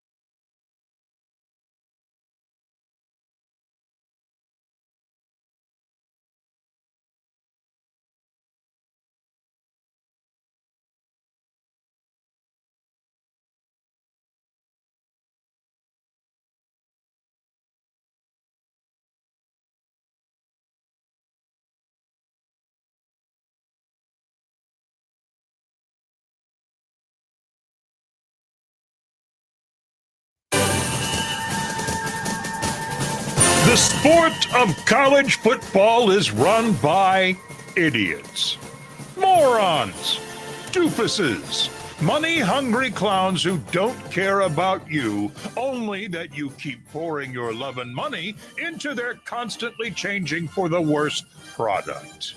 But we love it. Oh, we do love it so. The other thing we like to do is count things down. So today and through the summer, 1620 The Zone and 97.7 The Zone are going to put these two great tastes together as we anxiously anticipate another year of college football. So now, Unsportsmanlike Conduct, home of random number selection and inciting dorks to online violence, presents another number pulled out of our collective behinds. The program celebrates 100 days to college football. We got more graphs and charts from our friend Parker Fleming, who is Stats War on Twitter. Did a comparison between the ESPN FPI, their football power index, and the what is the market? The betting market. Okay, so this is the good. So, this is the betting this is like market. An amalgamation, if I know correctly, of all of the services to kind of get an idea on what the bettors think of the program versus what the FPI thinks of the program. Remember Brendan Sorsby? I do remember. I do remember. Yeah, I don't know what that has to do with that, but anyway, betting college. Oh, I see. Mm-hmm. It might be a little bit hard to see because they decided to use needed to use a bit darker shade of gray. But if you're inside the gray band, and this is just the top 30 teams preseason. He did one for the entire sport, but that was a lot. But I wanted to focus on this because it was particularly interesting on what Nebraska is. If you're within the gray band, it means you're within basically 5 spots, right? Mm-hmm. So what the betting market and what the FPI is saying is within 5 spots. So that's close enough. But if you're outside the gray band, that means there's a bigger differential. And for those teams that the market values higher than ESPN's FPI, you have Washington, Utah, Houston, and Illinois. Interesting that 2 of Nebraska's opponents are on that side of the ledger. So this is where the bettors think these teams are better than ESPN's FPI. For those teams whom ESPN's FPI rates higher than the betting market, Nebraska and Vanderbilt. Vanderbilt with the biggest discrepancy, but Nebraska's outside the band. So ESPN. It looks like Clemson as well, right? Clemson's just outside the band as well. So 3, Clemson, Nebraska, Vanderbilt are teams that the ESPN FPI has 5 or more places better than the betting market does. Interesting. And of course, the betting market right now, if you're just looking at the win totals, they're sitting at 6.5. Looking at 6.5. So ESPN's FPI is saying over, or take the over. Yeah. A lot of teams, though, right in line, right? Yeah, it's pretty wild. I mean, you get to some that, truly, it seems like Miami, for example, Georgia, for example, are as in the middle as you can be. Yeah, Michigan, FPI and Oklahoma. The betting markets. And that makes sense, right? Like, I think when you get to the top of the sport, in a way, you need that to be as even, because if it is outside either one way or the other, that's how you start making money as a bettor, especially if the bettors thought better of, not to use that word twice, but if the bettors think more highly of an Oregon, that would mean that there is some pretty good, value perhaps to be had there, or vice versa. So there you go. Maybe ESPN doesn't hate Nebraska as much after all. Matt says, if ESPN thinks Nebraska is undervalued, I'm about to bet my house on the under.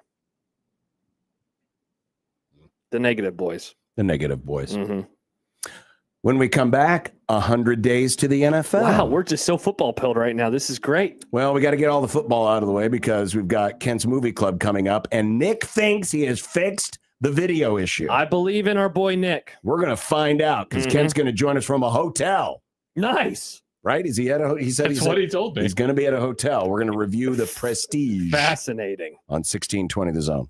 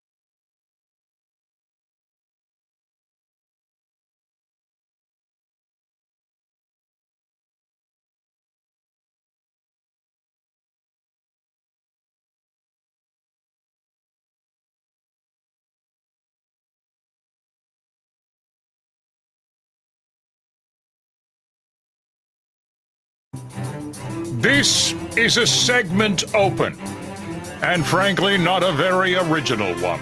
You see, Josh loves counting things down because he can't live in the moment. This one, a long time have I watched.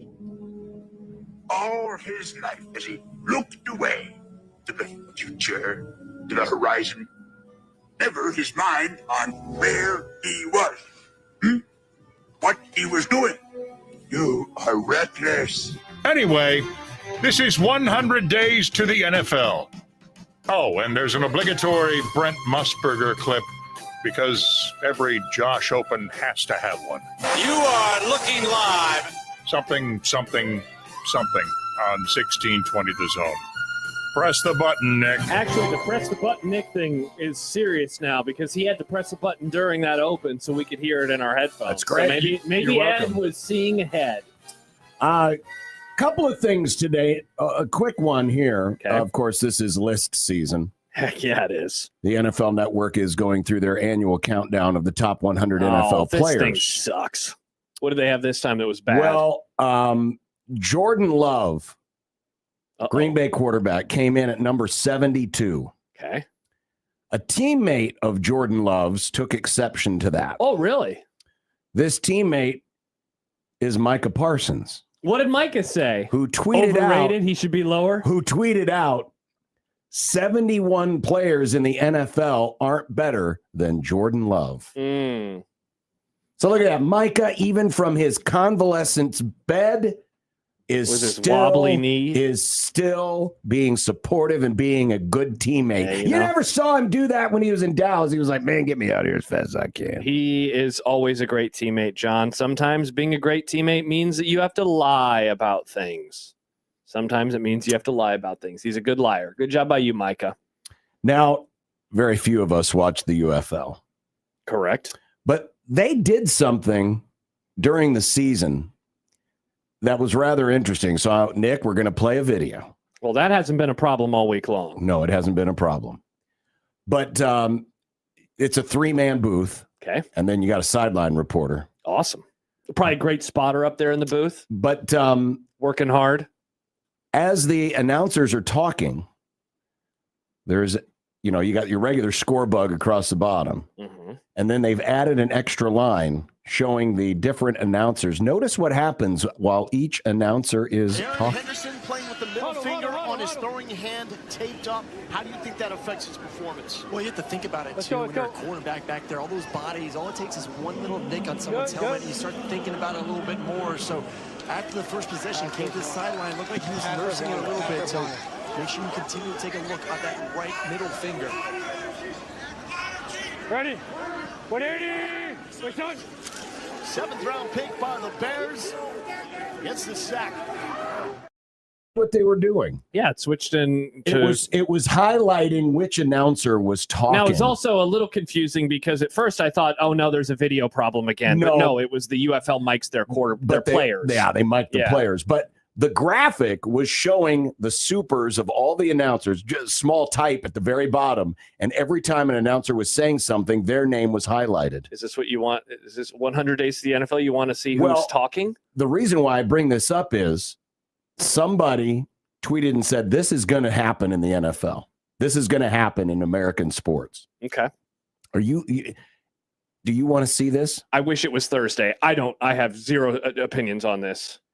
Well, it probably would add more to the screen instead of less of the field. So I guess I'm probably anti it.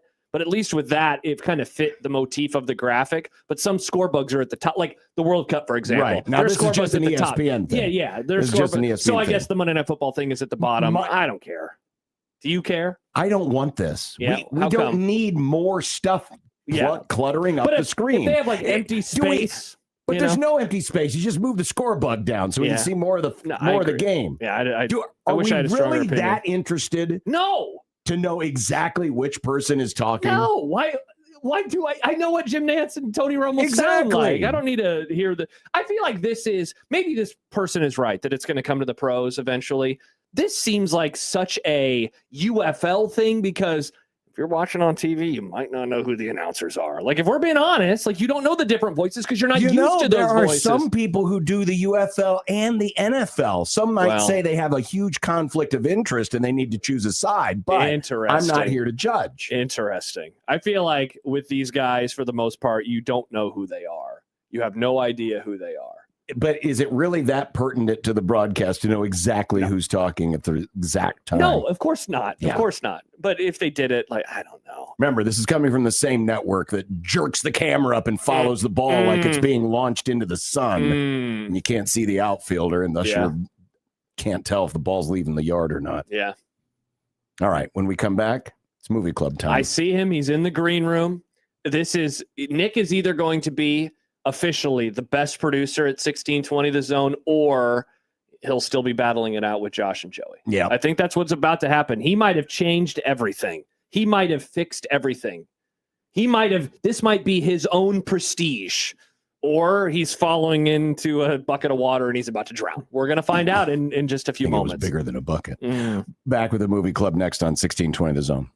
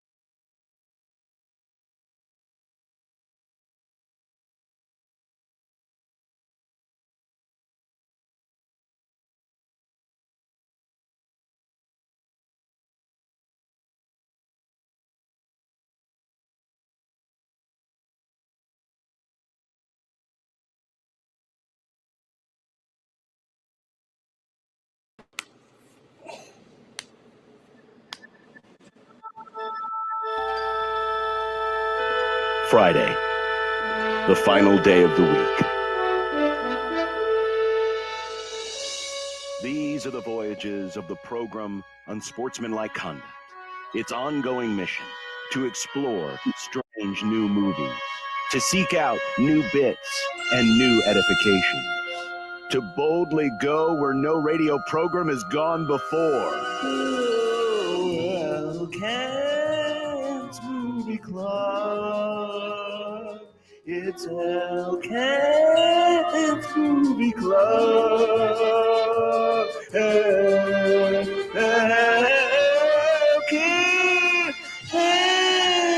Movie Club. It's Kent's Movie Club. We all have new backdrops. That's true. We do. We're in our new studio, and Carla has kicked Kent out of the house, and he's now stuck in the hotel. I am in the fabulous Valley View Motel in Valley View. Curtis. What's that? Oh, Valley View. Okay. Valley View Motel in scenic Curtis, Nebraska. I am overlooking the first and second holes of the Arrowhead Meadows golf course, where there's a pond that has more algae in it than the reflecting pool. Very nice. Nice joke, Kent. So apparently Kent's been vandalizing the pond. And I drove out here today, and my car with a Honda engine passed a whole bunch of cars on the way out, which is way more than Aston Martin has been able to say the entire Formula One season. That might be the fastest of any of the Formula One references. This is turned into such a reach now. So, Ken, my buddy and I do a show. I have an F1 show. We were looking at the time gap differences between the drivers. And did you know that Lance Stroll is consistently faster than Fernando Alonso? Really? Yeah. Is it because he didn't finish a race or something? Or is it just... That's the reason. Okay. Because Lance Stroll might be the bottom of the barrel. I'm a Lance Stroll defender. Nick. Good grief. Hey, how do I sound, by the way? Do I sound better? It sounds pretty much the same. Oh, I think it sounds a little better. I think there's the reflect. See, I've turned my mic off on occasion, and we're still working out some of the audio and technical issues here in the studio, Kent. But we're getting there. We're getting there. Hey, we're able to have Kent on video, and that's the thing that really matters right now. What we could really use is a good magician Nice. to help fix all these problems with just a snap of the finger. Mm-hmm. So I picked Kent the Prestige, which is the fifth Christopher Nolan movie that he ever released. It was his first after Batman Begins, because of course the Odyssey comes out next week, and so I've been rewatching all of the movies. And I picked this because, first of all, Inception sadly wasn't anywhere streaming, and so I was unable to pick that one. And two, this has been my favorite of his movies for many, many years. And so I wanted to pick this because I knew Nick hadn't watched it. I knew John hadn't watched it. This movie came out almost 20 years ago. It was October of 2006. It essentially tells about the battle between a couple of musicians as they are competing. Magicians. What did I say? Musicians, not musicians, dude. Yeah, no. Thankfully, it's a magician movie. As they compete against each other, basically trying to create the perfect trick. And they both have their variations of it, which is the transported man. It is set in the late 19th century, so in the 1800s. Also, Nikola Tesla makes an appearance in this movie as he is working on electricity and what is going on there. And so it is a magic movie, but it is also a movie about science in a way as well, as these two characters compete against each other. Ken, what do we want to do with spoilers here? It's a 20-year-old movie. I say don't give them away, because if anybody hasn't seen this and wants to see it, if you give it away, it destroys the whole movie from literally the first scene. It's like a magic trick. It is like a magic trick. Mm-hmm. Yeah. I'm curious what you guys thought of it first. I can certainly give some of my takes a little bit later on, but I'm curious what Nick or John, what you guys thought. The first thing, because it is technically a science fiction movie and there is some supernatural kind of stuff in it. The first thing I thought of was this has a very H.G. Wellsian feel to it because of where it's set. It's set, over 100 years ago in the past, and there's, there's some, technological advances that are being made that, are native to the time. Yes. So that was one of the first things is this kind of feels like an H.G. Wells film. The story is very unique. The storytelling is very unique. If you go and look at the Wikipedia entry, it's all told very linearly. But this story is not told. There's a lot of flashbacks. There's flashbacks inside of flashbacks. Yes, there's a lot of stuff going on. And so you really got to pay attention because you can get kind of lost in where everything is. And I think it does a pretty good job without overtly, just giving you a sound effect or a whoosh or something to signify we're going back in time. I think it does a pretty good job of keeping things in a contextual sense that, okay, we have now moved to a different part in the timeline. And I think it does a nice job of seamlessly bouncing back and forth because where the movie starts, it starts in court where the Christian Bale character is on trial for murder. Okay. And so that's like the current timeline. That's the present. And then, like you said, it goes back and forth a lot. And I think it does a nice job of seamlessly transitioning between those moments where it's not confusing, but it does keep things moving forward, if that makes sense. And by the way, we didn't mention the two magicians in this movie are played by Hugh Jackman, who has been, what's his name? Wolverine in the X-Men movies, Right. among other stuff. And then Christian Bale, who, of course, is Batman, among other things that he has been. Those are the two guys that are competing against each other. Scarlett Johansson is in the movie. Michael Caine is in the movie. David Bowie plays Tesla, and then some other characters as well. But those are the two guys that are competing against each other. I think Andy Serkis is in this movie, yes. He's Smeagol, John, in Lord of the Rings. You remember, John, Lord of the Rings? Sure, right. It's precious. Nick, what did you think? I really liked this movie a lot. I'm trying to figure out a way to because I didn't hate this. I wanted the twist to actually be the machine, more related to the machine and less related to what the twist was. I think both twists could have happened. I don't necessarily like that we kind of understood the teleporting man thing before, the other twist happened, if that makes any sense. I wish they would have kind of kept that part secret, where the hats, I wish we wouldn't have seen the hats. I wish they would have kind of kept that away from the audience too. So we were also trying to figure out how we did that, I think that could have added to it, but overall I love the movie. It's a fantastic movie. I love the time period. I love all the actors. I was talking with Paige last night when we were watching this, because this movie came out in 2006. And then The Dark Knight came out in 2008? Yep. So I'm like, do you think that Christopher Nolan had Michael Caine and Christian Bale there? And he's like, you know what, guys? What if? Well, they already had done Batman Begins. Oh, had they already done Batman? Yeah, I was confused about the order of the Batman movies. These are sort of the Christopher Nolan players in a way. Okay. A lot of the people in this movie are in his other movies. And I think that has to do with working with him. To John's point about the time, the time hopping, not linear. Remember that he wrote this or co-wrote it with Chris Nolan co-wrote this with his brother, and remember that he's the guy that made Memento. Did you see that, Josh? Oh yeah. Have you either of you seen that? No, it's on my list. That is, you want to talk about timelines? That is, and Kent, when we talked a few years ago about his first movie, Nolan's first movie Following, that even has a bunch of timeline stuff in it. Yep. He's very interested in time and in the use of time and how all of that works together. Yes. The other this has been Nolan's quote most underrated movie. It didn't get like the usual ultra rave reviews when it came out, but it has become, over the years, people have come to appreciate it. I looked up my old review and I gave it 3.5, and it was in my top 20 for the year, and I'd probably move it up more, having seen it a few times. By the way, this is one of those movies that you benefit from seeing the second time. you won't get the twist. You won't Sure. but you'll see how it all fits together. But here's the things cinematography is spectacular. Yeah, it's awesome. Right? Absolutely. Creates that whole environment.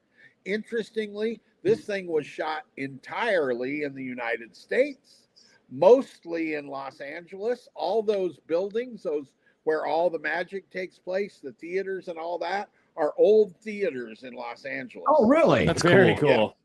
Yeah. And Colorado's Colorado, where they go to see Tesla. They filmed in Colorado. And then Nolan said he built one set for this. And it's the machine underground, all that. That's the only constructed set in this whole movie, which is mind-boggling to me. The acting, I think, is superb, kind of all the way around. I mean, I think everybody's good. You didn't mention, because he's not a big part, but there's a real magician in it who is Ricky Jay, who's Is he the Chinese? No, he's the initial trick. The guy with at the very beginning. The guy with the water. Yeah. Oh, the first yeah, guy. yeah. When they're Not to give everything away here, Yeah, but it's the guy who had. That's Ricky Jay, and he died 5 years ago, but he was a magician and an actor, and so he's in that. And I bring that up because over the years, I've interviewed a ton of magicians that have come through to perform. This is the movie they love. And it's because it shows the real way of 19th century magic, which is really when this kind of started. But there are some chronological things that get the magic people all whacked out, including the fact that the water tank trick didn't get invented until the early 1900s. And Okay. 1800s. Like anybody besides them would know that, right? Mm-hmm. Yeah. Right. But I understand why they put it in, because it's a very necessary part of the whole story. Yeah. I really like this time period. I love when movies take place in this time period, just because it is such an interesting time in history. It's the Industrial Revolution has kind of already been happening, but there's all these other old world and new world ideas kind of clashing, especially with the Tesla stuff. And then the use of magic versus science versus, hey, make sure you make it look a little sciencey so you don't freak people out, kind of thing. I just adore movies that take place in this kind of time period. It kind of made me want to watch Gangs of New York.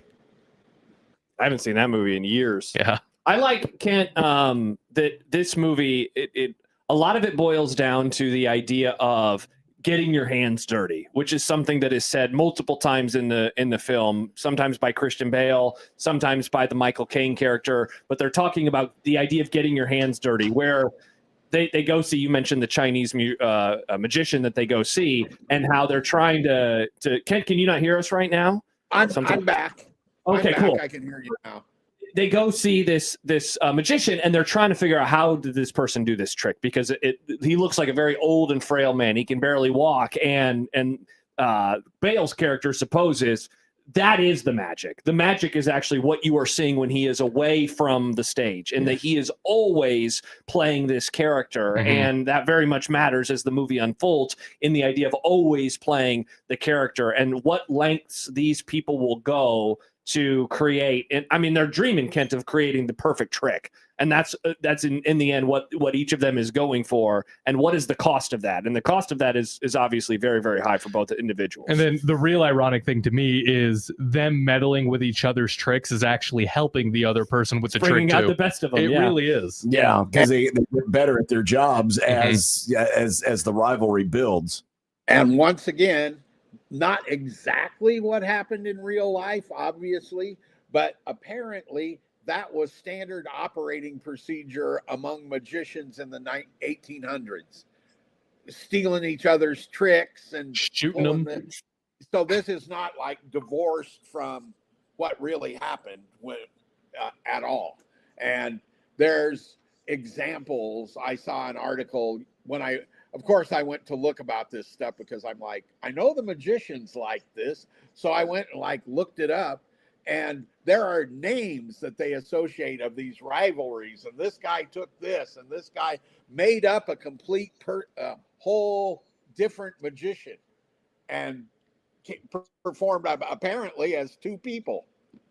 That's awesome. I think my favorite moment, Kent, in that, like in the rivalry, is the first time that the Bale character does the transported man, and how Nolan, you actually cut away. You don't even see it, and how kind of terrible he is at being a salesman, and that he is a great, and I think Michael Caine's character says something like that. He's a great musician or magician. I keep saying that, but he's a terrible salesman. He's not very good at doing the other things that you need to do. And in that moment, just how the Hugh Jackman character goes back to Scarlett Johansson, and he's like, I just saw the greatest trick that I've ever seen, but that you don't see it, I think is such a cool moment early in the movie before you ultimately see it later on.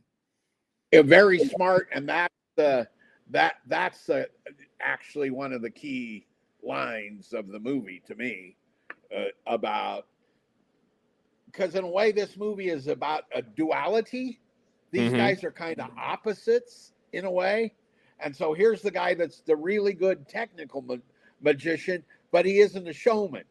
And here's the showman that's really good at doing the show part of it, but he can't figure out the technical parts, right? And so they're kind of opposite sides of the same coin. And there's a lot in this movie that is dualities like that. Look for that, because that can kind of tip you to the direction the movie's going. Even though I will say I wrote in the review that I had figured the twist out and guessed it like with an hour left in the movie. But I certainly don't recall 20 years later how I did that or how it came together. But look at the dualities. That's all. Yeah. I did not know the twist until the very end. And I think, a good function of the storytelling is as soon as the twist happened, your mind instantly started putting the pieces together, and you realized that was a clue. That was a clue. That was a clue. And I thought that was really well done, which is why I think it's important we don't spoil it here for those who haven't seen it, even though it is 20 years old, because it is really good storytelling from that sense.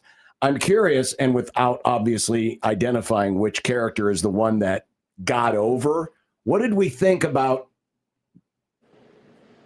thumbs up or thumbs down on which magician got over on the other at the end? I mean, I'll go thumbs up. I mean, I think that there is one side of this that is a tiny bit more likable. I mean, it's a story really of a lot of monsters, Yeah. With all of the deaths that both of them cause, because there's a lot of injuries. Yeah. I mean, yeah, seriously. Like, we haven't even mentioned one of my favorite small little subplots of it is when the Hugh Jackman character, he's like, I have to do this trick now. And they're like, all right, then you need a double. And he goes, he doesn't have a double. And it's like, okay, well, until you figure it out, we're going to have a double. And so they go and find some alcoholic who it's Hugh Jackman playing a British version of himself. And he's stumbling all over the stage. Right. And just how that guy plays all of that stuff. But to answer John's question, I would go with a thumbs up. I think he's ultimately, I don't want to say what I was going to say. I think I would have been okay either way, honestly. Because I mean, like you said, it's kind of a tale of two monsters, and I think I'd feel the same way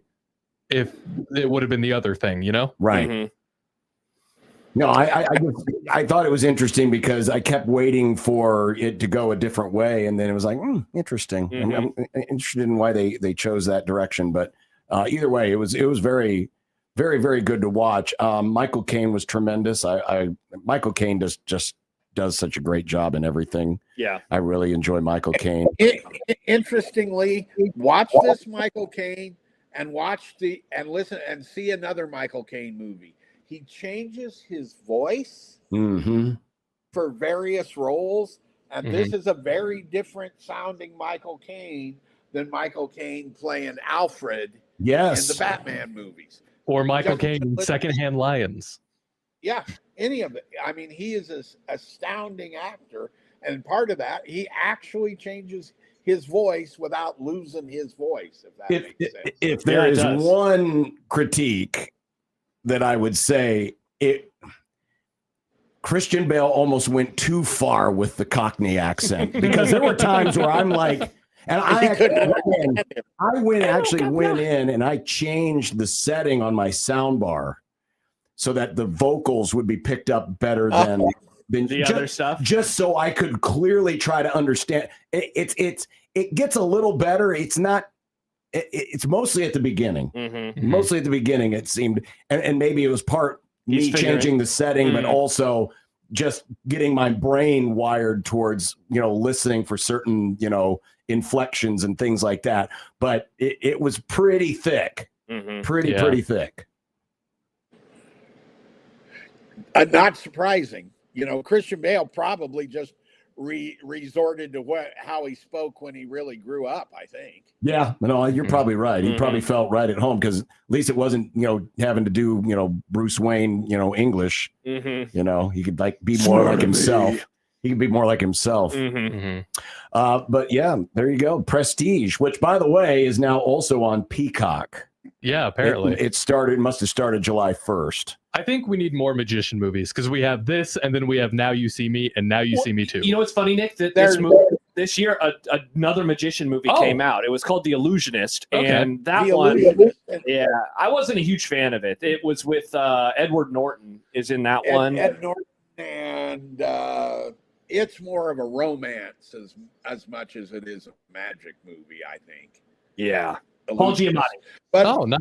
But it's not bad. It's not. I wouldn't say it's terrible, but it's not as good as this one. Yeah, for sure. So there you go. The Prestige.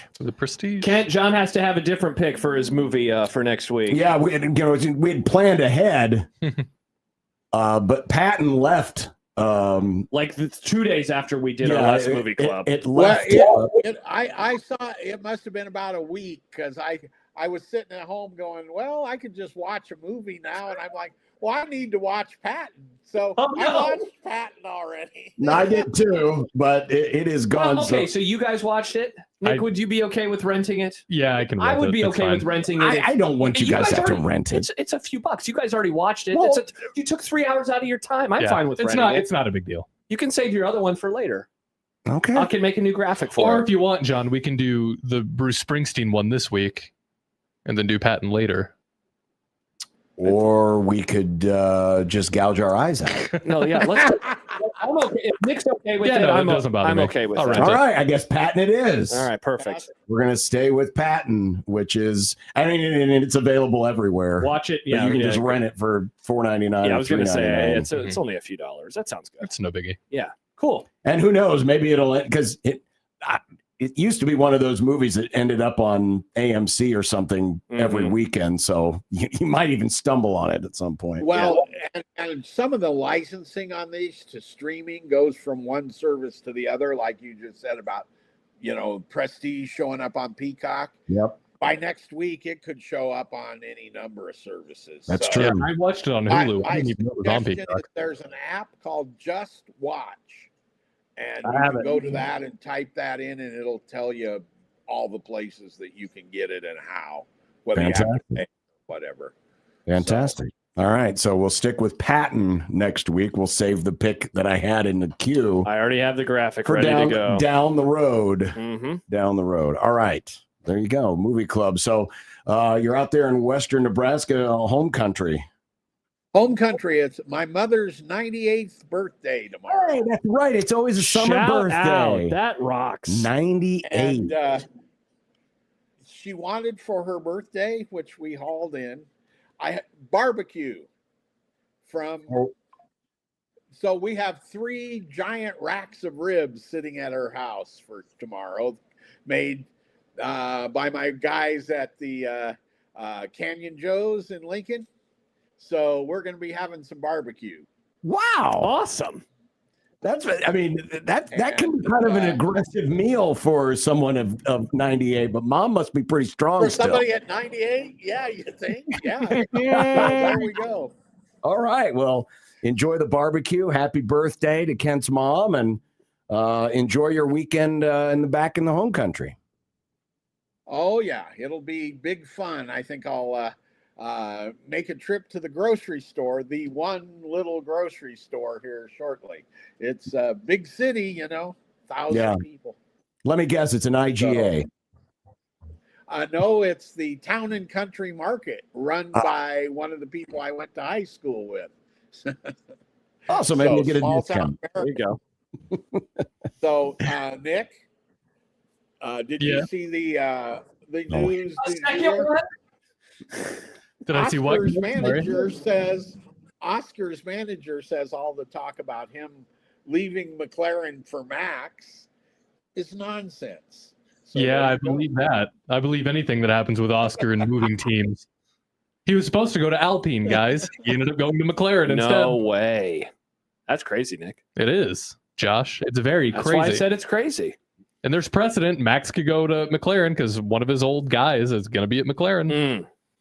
A second F1 reference has hit the ground. His old guy, his main old guy is going to be at GP McLaren specifically.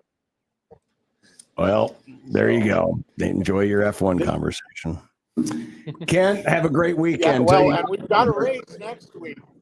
So be ready. We've got another race next week. So yeah, we do before summer break. Is the week off. All right. Thank you, Kent. Thanks, Kent. Thank you, guys.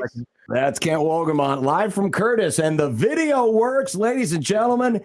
The best producer. Thank you. You'll probably find it better than he will. I got it. We need for Nick, who has solved our video problem, a Jack Bach. Pardon me while I stand up and applaud. Nick, we're proud of you. There it is. They said it couldn't be done. They called me a madman. They called you a madman. Yeah. They called you Hugh Jackman's character. They called you the Great Danton. And yet, Nick, you proved them wrong. You were able to figure it out. You figured it out. And now we're going to be able to air press conferences. We're going to be able to do videos. We're going to be able to do all sorts of things. Right off the old television. I mean, we have options. We could do it anywhere. Nick, we have 3 computers to choose from. Nick, now. I'm so proud of you. Thank you. Well, you know what, Nick? Today is the day you became our producer. Oh, I'm glad it only took 5 years. I think you finally did it. I think we're close to my 5-year anniversary of being the producer on the Grow. Theo says producing genius. That's what they're saying about you, Nick. Thank you, They're Theo. saying. It is genius. Mm-hmm. You know what else is genius? What? Us coming up with an excuse to drink on the air, and we call it One Beer Friday. Well, we're going to have that coming up and a whole lot more. So, one more genius thing. Yeah. Be caller 5 right now. Yeah, 402-951-1620, and you could win $50 in vouchers to Timber Creek. Let's go. I'm Caller a big 5. fan. We'll celebrate Nick's victory over the computers and the video streaming. Be caller 5 right now. 402-951-1620 on 1620 The Zone.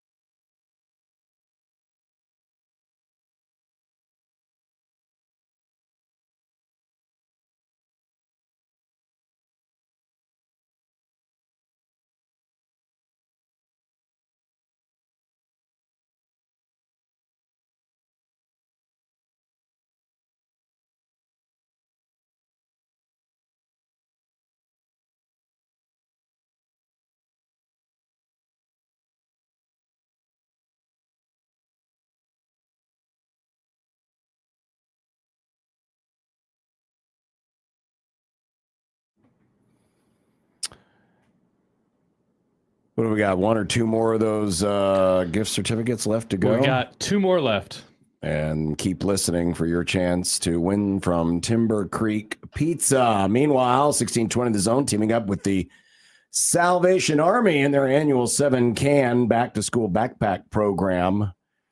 If you'd like to drop off or donate some new school supplies anytime between now and August the 3rd, select Methodist Health System locations, Metro Credit Union, Cubby's Convenience Stores, Salvation Army. Anything that you would think the kids would need for back to school, from the writing utensils to the paper, to the folders, to the erasers, to the glue, all of that, backpacks themselves. You can find more details at 1620thezone.com, how and where you can donate the Salvation Army 7-can back to school backpack program. We did not get to this yesterday, but there is a basketball team looking for a new announcer. There is. So the San It's Antonio. not Creighton. It's not Creighton. Not that I know of. Cross my fingers. The San Antonio Spurs let go of their play-by-play announcer, Jacob Toby, this week after claims went out on his social media that he was cheating on his girlfriend with a sister of a current Spurs player. Apparently, according to the story, the girlfriend, the jilted girlfriend, had access to his Instagram and posted a picture of them together. And with the text, "This is my girlfriend of 6 years, but I cheated on her with," and then listed the name of the person. "So feel free to continue to follow me if you really think I'm a good guy, because I'm not." So she's writing it in his, voice, yeah. But it's obviously not him. The posts were deleted, but unfortunately, of course, on the internet, things live forever. And the Spurs decided to let him go, which is interesting because, I mean, it's nothing. It's nothing that he said. It's nothing against the team. While it is a sister of a current player, while it is cheating, it's still a consensual relationship. I'm not here to defend his actions, but does this seem a little over the top that he loses his job because of this? And remember, this is a boyfriend-girlfriend. This isn't even a marital situation. Is he losing his job because he cheated on his girlfriend, or is he losing his job because it became public? Let's say that this is all a behind-the-scenes story, and the exact same scenario where it's with a sister of a player, and they find out, and people find out about it. It's just like, oh, it's the guy that you work with that cheated on his girlfriend. You know, right? But I mean, how many athletes have been? If this were the case, you know what? I wish the San Antonio Spurs would have been in charge of the National League in the 1980s, because then that jackass Garvey wouldn't have been in position to hit the home run in Game 5 of the '84 NLCS. So where were you, San Antonio Spurs, in 1984? Well, they were in San Antonio. He wouldn't have been playing. Yeah, but if they would have been in charge, they would have said, "Garvey, you cheating son of a, you're out of here." Yeah. And then the Padres never would have won. We would have gone to the World Series, and we would have beaten the Tigers. Like, on one hand, I very much understand why they decided to do this, because the play-by-play announcer is the conduit, right? Like, they are an employee, Sure. and they are easily disposed of compared to a Garvey, for example. I know. You can't get rid of a Wemby. You know, you can get rid of a play-by-play announcer. Yeah. I think I'd be curious to know, because it's obviously because it became public. Well, there's no comment so far other than the fact that he got fired. I wonder if there was a clause in his contract. That was my exact guess, is that there is some sort of I think in our contracts, it says something about, you have to represent 1620 The Zone and Usher Media, X, Y, and Z. Probably some kind of morality clause. And so if they ultimately want to get rid of you because they don't like what you are doing in terms of one of the things that I have found interesting, and not to make this a cancel culture discussion, but if a company does not think that you are representing the company well, they have the option to move on from you, whether it's an affair, whether it's because you are drinking and it is affecting your job. I'm trying to think of things that aren't illegal, because I don't want to say if you're getting high on heroin, they can get rid of you. Of course they can. It's illegal to do heroin, but companies have the options to get rid of you if they don't think that you are representing the company very well for a variety of reasons. Because again, it went public, I have to imagine is why San Antonio was, that is what we have to do. Chris says on the Liquid Trucking Zone Twitter feed, I think the Spurs are in the right here. I think we don't need this distraction, and it's clearly going to be with our team situation. I think it's justified. I'm hoping I'm not coming across as a prude here, but it's their franchise and it's their voice. Sure. If they don't like, you can't just get rid of him because you don't like the guy. I mean, allegedly, Harry Carey got fired from the Cardinals because he was having an affair with August Bush's wife. So why are we able? Allegedly. Let's say that this alleged act is true. Like, are we critical of them for moving on from him, or is you can't do that? There's some things if they don't like it, it's their job. They control the job. I think somebody said that it's not your job, it's my job, and you are renting the job from me. Yeah, and that's what happened. Don't have a public affair. I think that's the lesson here, man. Don't have a public affair. Well, or don't have an affair. Or don't have an affair, or don't give your girlfriend access to your social media accounts. Well, yeah, that's, once you get logged into by other people, it's like the joint Facebook accounts. That is, you talk about a scourge on society. No offense to any of our great listeners who, are still on Facebook like John because they like the cooking videos for some reason. But also, don't do the good cooking videos. Don't do the couples. That's how I found all those great pork tenderloins. Don't do the Facebook. It was tremendous. It was great. Anyway, all right. Still to come. The volleyball reseating has hit a snag. Yeah. And someone has taken to their social media to file their grievances. And they said, it's me, Troy Dan, and I'm screwing over the fans with another reseating. It may not been that much. That One Beer Friday, and about an hour from now, Jack Mitchell will join us for a Super Friends Roundtable as we will wrap up this week on 1620 The Zone.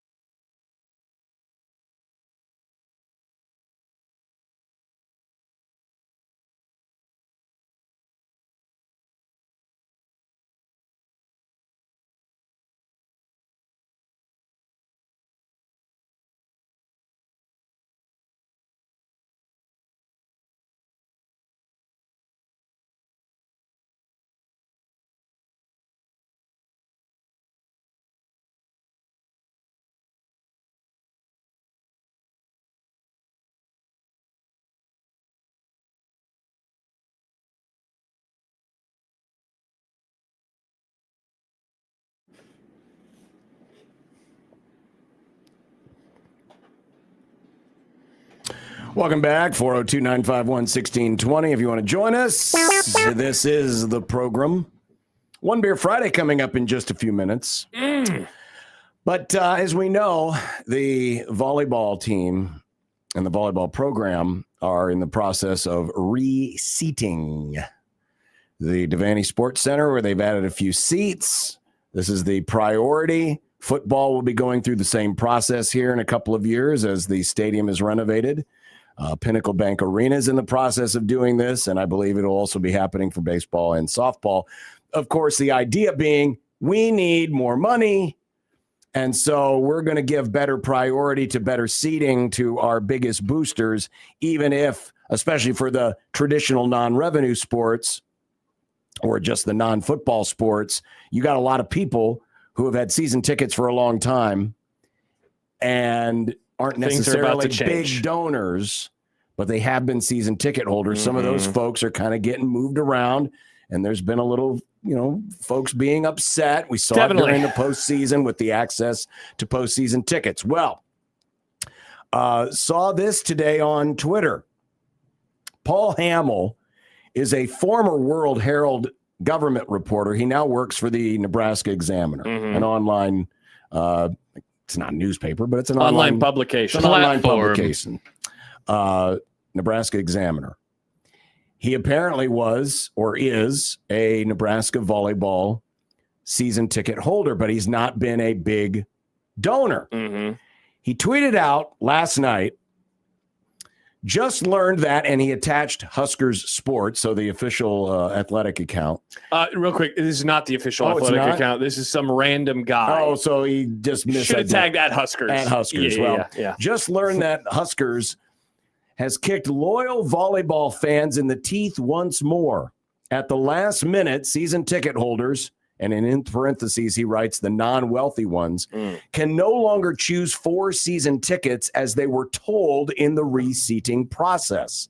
Seems that wealthy athletic donors, many of whom had never, his emphasis not mine, had season tickets and got to pick up to 6 each, snapped up way more than Nebraska projected. What's left for season ticket holders like me, nearly 30 years, are nosebleed seats in the darkened top of the arena. Many fans are abandoning the program. Nice work. Wow. So being a season ticket holder puts you in a tier above a normal ticket holder. And now they found a way to split the upper class to have an upper class. A caste system, if you will, Nick. Kinda, yeah. I very much understand the frustration of if you thought it was going to be up to 4 tickets, that now they're unable to choose up to 4 tickets because other people got to choose up to 6 tickets. If that ended up being the case, that the wealthier donors were able to pick more, and you were told you were going to get up to 4, and suddenly you're not able to pick up to 4, I understand why you'd be very frustrated. Though, as we have talked about many times, I think what they are doing with volleyball and what they are doing with football is necessary. I think that these are long time coming decisions that the program had to make. That does not, in my opinion, make up for what they did with volleyball or with baseball and softball postseason and what they're doing with basketball. I think that those 3 things I think are pretty ridiculous. I think volleyball should be and can be more of a cash cow. I think we would all agree with this, right? Yeah. Certainly football. And I get it. Like if you're a season ticket holder or your parents are a season ticket holders or your grandparents, and you have had the grandfathered in system, I understand why you're really frustrated by it.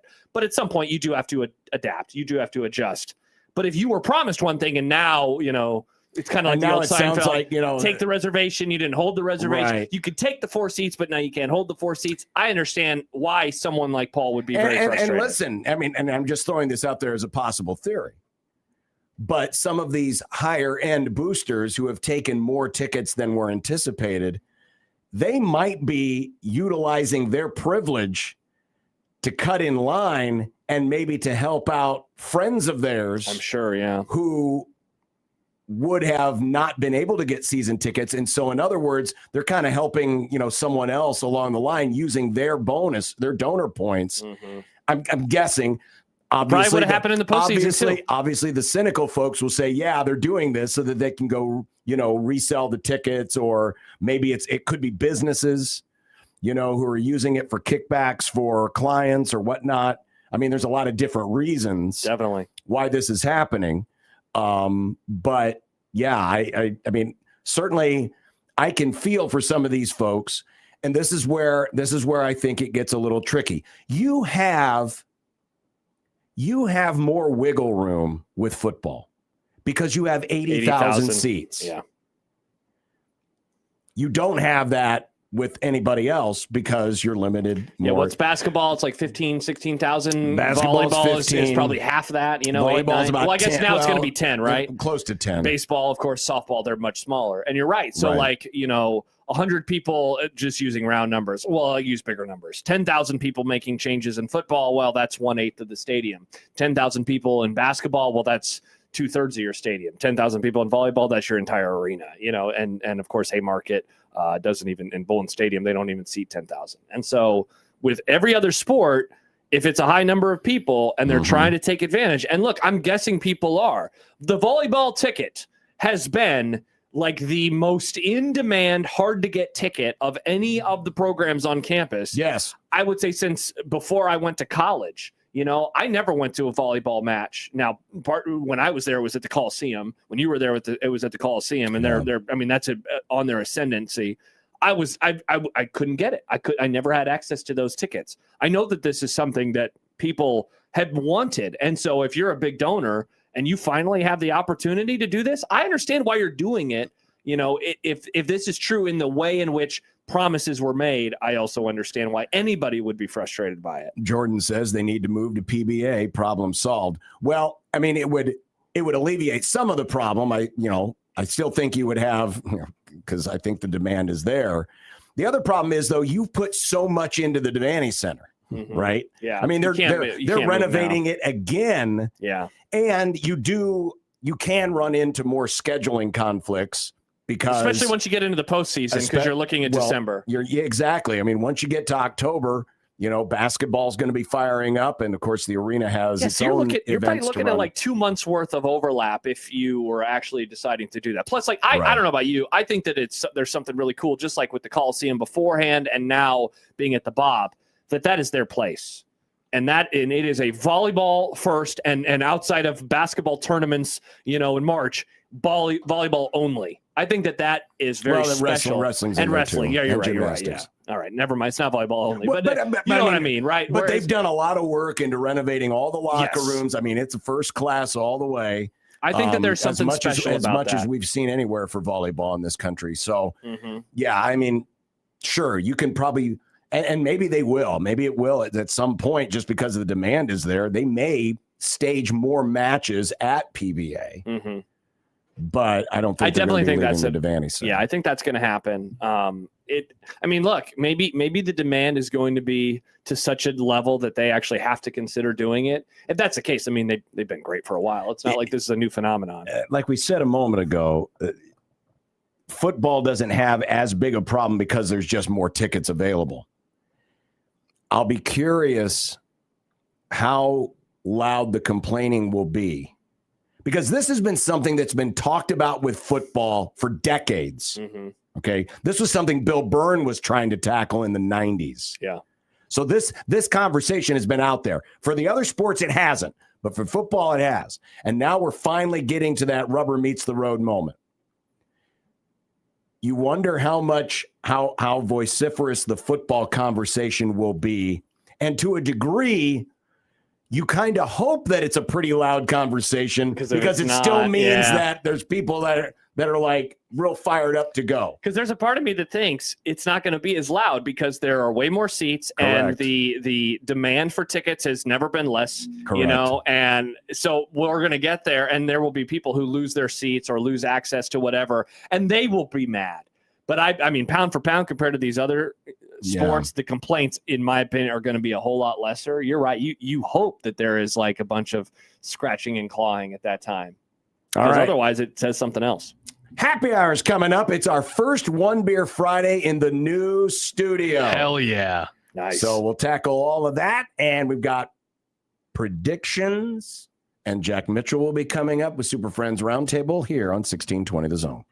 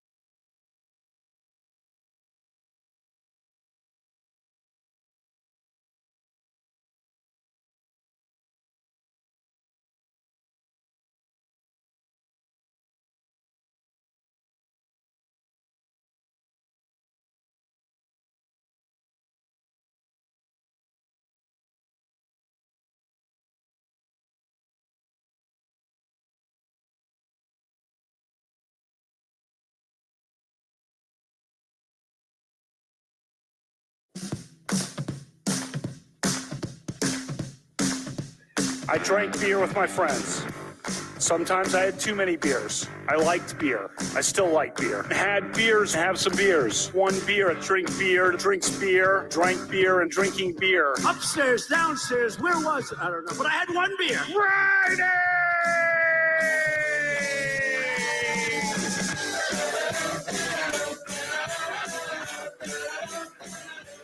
You probably have beer center each week. Ralph Club biggest contributor.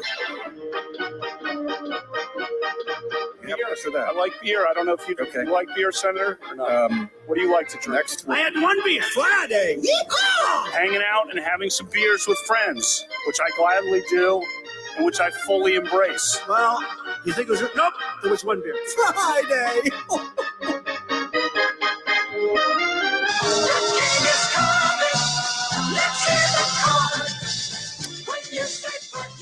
Let's crack them open in honor of the new studio and all the hard work it took, namely by yours truly, to advocate for this for the last two. No, just kidding. To the boys who did all the hard work of getting everything wired and connected, and are still getting things. We're getting things tweaked. It's not a reset. This is just a tweak. That's all that this is. This is not a reset. This is just a tweak. Don't put on the internet that it's a reset. Mm-hmm. No, don't put it on the internet that it is a reset. But it is a One Beer Friday. Thank you, Monolithic. We got the watermelon shandy. Let's today. go. It's very good. Yes. Normally, I would be adverse to anything watermelon, but for some reason, dude, fake watermelon. I know. I told you. Far superior to real I watermelon. didn't know you were so anti-watermelon. He hates melons, Nick. Wow. Yeah. Well, I mean, there's some melon, and yeah. John likes those kinds of melons. Are you kidding? John's fan. big on those melons. I'm a man of the 80s. Unk. And whatnot. And now we're getting our cameras streamlined. This is going to be great. Now I'm not going to be dealing with this wobbly crap anymore. It will help with the weird side angles sometimes. Exactly. So happy One Beer Friday, everyone. Happy One It's Beer the Friday. end of a pretty wild week here. No kidding. For the station. They said, well, Happer said this day would never happen. I said on what day did you come, John, into the studio and said, I think it's happening tomorrow? I think it was Monday. That was Monday. And I said it was going to happen in Tuesday. I said it's not happening this week. Happer was way wrong. I was also wrong. Not as wrong as Happer was. And now we're fixing things. We have big clock. We have big windows. We have new cameras. We have new TV. Well, no, they're actually the same cameras. They're the same cameras. Okay, well, they have new setup for the camera. Golly. It's looking good. Why not? You know what? To hell with it. Just see you later, John. Just knock it out. Just go here. There you go. There's Chris. If you ever wondered what Chris looked, there he is. I'll take mine off. All right, perfect. Now you have to deal with these two ugly mugs on the camera. Look But at that. we're streamlining. We're doing everything. Now Nick's on the camera. Hello. It's What's all going ready, on? man. We're doing great. New TV, new everything. Yeah. How are you doing, John? I'm great. How's life? Everything's great. What's man. going on these days with you? How's your wood? Wood's been doing well. Wood still has a major issue. Yeah. With, I mean, he is a four-legged vacuum. I mean, you walk in him, and he is. The other day, well, I told you about the dead rodent that we kept seeing on the walk. Well, yesterday, and he tried to do it again today. I think there was another dead being. Might have been another rodent. I don't know, but it was so far decomposed that it was covered by little bugs. Was it like the thing that we had in our parking lot for all last but summer? Smaller. Remember that raccoon? Yeah, it was just Is that what it was? basically just a little black spot. Oh, just a green spot dead. I could tell, and sure enough, he stuck his face in there, and right away he was just like, bah, bah, bah, because there was a bunch of damn bugs all over the thing. Mm-hmm. And because when I walk him in the morning with Wrigley, we go Wrigley speed because Wrigley, her legs aren't what they used to be.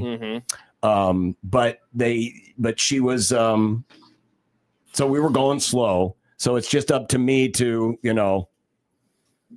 try to keep him away from some of those things. So we're still working on it. But yeah, he's like a little vacuum cleaner, just like everywhere, just everywhere. Well, but other than that, he's doing fine. Good. Doing Plus, great. it's going to be a cloudy one tonight, so it shouldn't be too hot. It's been much cooler today, so that should be good. It's only 82 right now. When's the last time it's been only 82? Well, it's been since the College World Series. The problem has been the humidity this week. It has not been hot. It's just been very humid. It's been gross. I detest humidity so much. Yeah. They always say, not the huge humidity. Well, yeah, it's definitely the damn humidity. That's what it's been this week. But yeah, tonight, with the cloud cover and stuff, should be really nice. So yeah, that's all. That's going good. Good.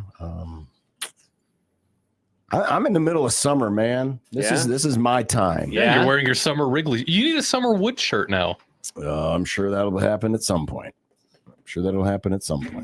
But something to keep an eye on. Did you see this? Did you hear about this? The longest tenured AD in the Power Four is stepping down. I did not see this. Jamie Pollard at I did Iowa see this. State. I forgot that he was the longest tenured AD. He is the longest tenured Power Four. He goes back far enough. He hired Greg McDermott at Iowa State. Thus, he also hired Fred Hoiberg at Iowa State. He has been someone who has obviously been very impactful. We have talked about him a lot. He has been a candidate in theory for other jobs numerous times, right? We've talked about him as a potential guy. Could he take this job? Could he take this job? And, ended up not doing. Oh, you're going that way. And now he is leaving college sports when he is. There we go. And obviously a big loss for them. Huge loss for them. I'd say a huge loss for the Big 12. Oh, absolutely. And remember, he was just a few weeks ago. He was one of those guys who was just like, you know what? We need to. What did he say? He said something to the effect of, "Hey, if oh God, how did he say? Oh, he was talking about, because all the talk has been that the SEC and the Big Ten are going to go off and do their own thing. Mm-hmm. And he was the one saying, maybe we just need to call them out on their bluff and just say, go, just leave, go away. Mm-hmm. He was the one that said that. It was about a month and a half ago. And some people were like, and I think I even said, be careful what you're saying there because you might just get it. But now I think we know why he's saying it because it's like, hey, I'm on the out. I'm up here. I'm almost out the door. So why not? Yeah. I don't know. But it's going to be interesting to see what Iowa State does because Iowa State's in a very unique position right now. They're certainly better off than they were before. In fact, I was reading something. So when Jamie Pollard arrived at Iowa State in 2005, they were raising just over $9 million a year. This past year, they pulled in $53 million. Look at the stadium. I can speak certainly to the football stadium and all the changes that's undergone. I can't really speak to the arena for basketball, but we always talk about Hilton Magic. Hilton's about the same age as Devan. Yeah, I was going to say that's a pretty old arena, and they're a program that in this current state, I think they punched above their weight class. Yeah. I think that they have done a really good job. You wonder with him how much of this is getting out at this particular time, given all of the changes that we are seeing in college sports, right? Like, I think we wonder that all the time with guys like him. And so, perhaps it makes some sense. And I think what you just said there, able to say those things. If you're saying that a month ago, do you know what decision you're about to make? You probably do. And now he's moving on with his career. Moving on. If you missed it earlier, we did a pros and cons list for Matt Rule. We decided, you know what? Let's talk about the positive attributes and maybe some of the things that need a little bit of work. Mm-hmm. And what we came up with, and I think I'll try to share the screen again here so you get a chance to see what we did. But here's what he had. For the pros, he's a hard worker, cares about the Nebraska brand, a.k.a. he wants to be here, appreciates the history. He's been willing to make changes, hard changes when necessary, a.k.a. moving on from assistants. They've changed out a lot of assistants. He is not a blame the players guy. He takes responsibility when things go wrong. He tells it like it is, especially when we're talking about NIL and the money issue and how much they need to raise. His recruiting and building relationships with young people has been very strong. And identifying talent, namely guys like Trey Taylor, who were, a little bit more under the radar. Yeah. And now all of a sudden he's very much above the radar. And Nebraska was in on him very early from the beginning. On the cons side, while he is good and cares about the Nebraska brand, tends to overthink it a little bit. And we put a lot of things under that bullet point, such as being overly worried about where and when the news broke on his contract extension, which should have been happy news. Instead, it turned into a negative when he got a little butthurt about it.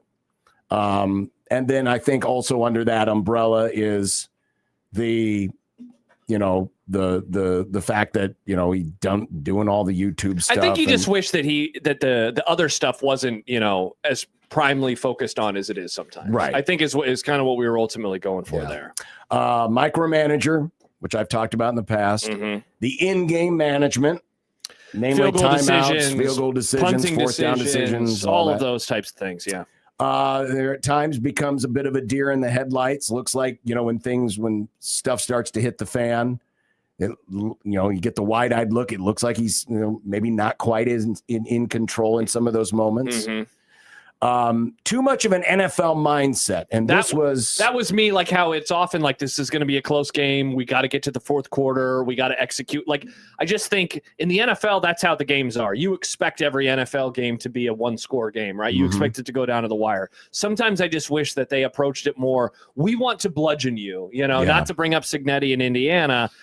I like Cignetti in Indiana because they want to show up and they want to dominate. They want to beat the crap out of you. They don't want to have any sorts of questions about anything in how they operate, and that's how they want to play the game. I wish that Nebraska football was doing the same thing. Oversells progress. That was something that was brought up.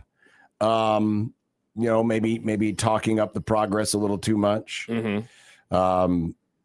And then failure to establish an on-field identity. Offense has changed multiple times. Defense has changed multiple times. There's I guess we could throw special teams in there, but just like, what kind of program do they want to be? I often hear, like he wants to have this kind of offense. I don't know what kind of offense he actually wants to have. I would hope that the defense that they had in year one is the type of defense that they would want to have, but I guess not.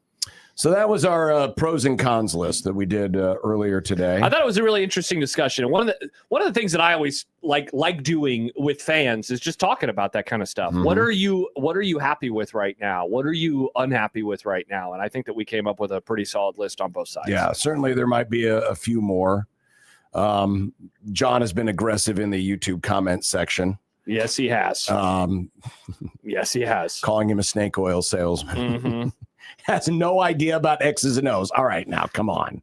Doc says he is not football stupid. No. Doc says he has no plan like most politicians. He just says what the people want to hear so he can collect the next paycheck. I mean, I still think that is a pro in which in how he sells the program. I understand though why you'd be really frustrated.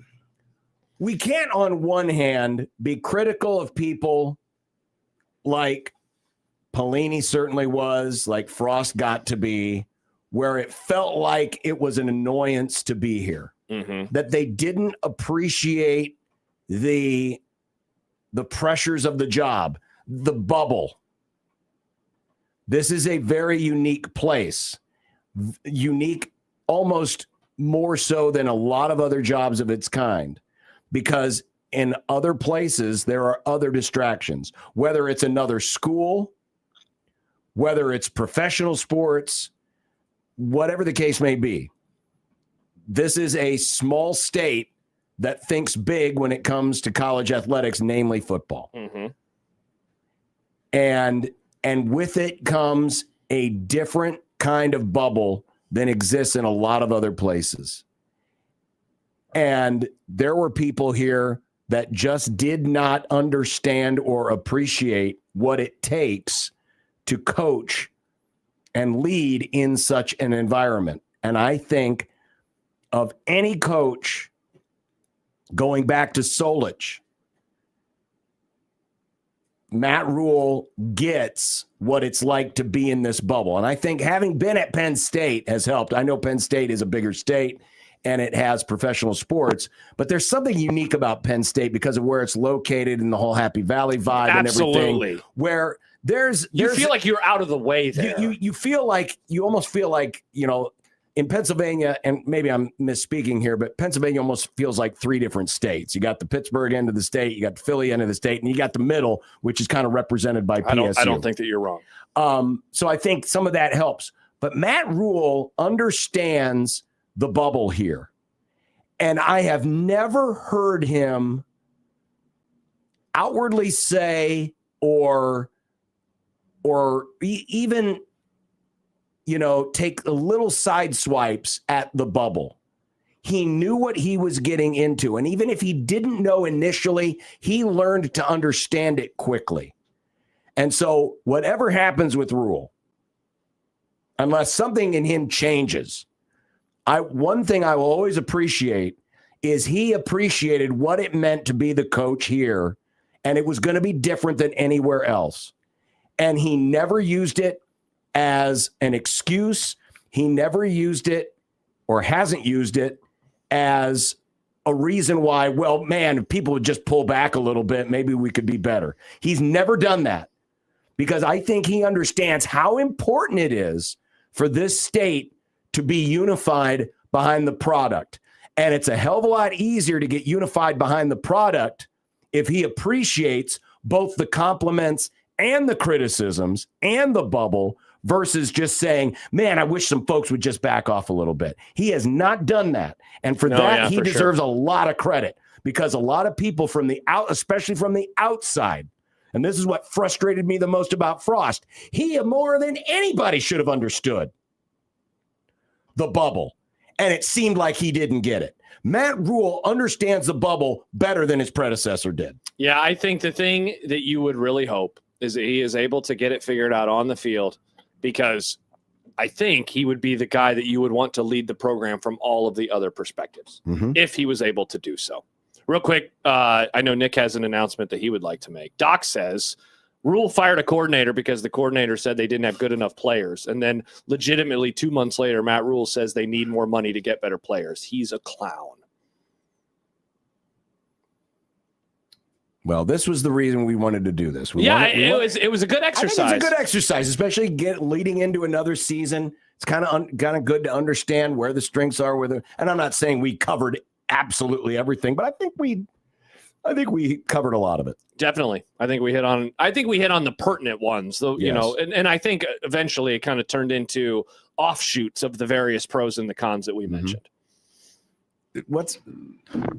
I'm happy to announce in front of all of you guys that we still have some vouchers left over for Timber Creek. Be callers 5 and 6 right made it now. Sound like there was going to be some. I mean, not that this isn't a big deal. 402-951-1620. Callers 5 and 6. Grab the last two. Pro of the Grum. We're giving away prizes. Con of the Grum. We only have 2 left. That's true. You could have just gone outside and protested, but no one's been able to do that. Kyle says real quick, he says, I don't think the average fan appreciates how far this program has fallen, myself included. I could not agree with you more. Yeah. I still think that there is a part of this place that it just doesn't get that they are what they are. Yeah. I still don't think it.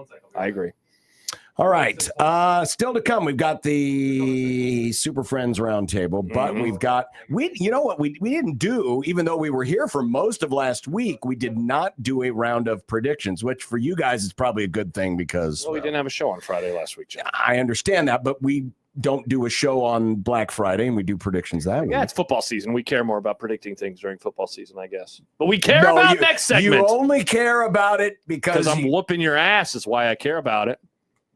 In football season, I'm talking about football season. You won once in like the last 4 years. Have I won the last football season prediction Just round? the last one. Then I'm the champ. I'm the Seattle Seahawks of predictions right now. Sorry. Well, but congrats. As we know, this is when Oklahoma the men baseball are separated from the boys.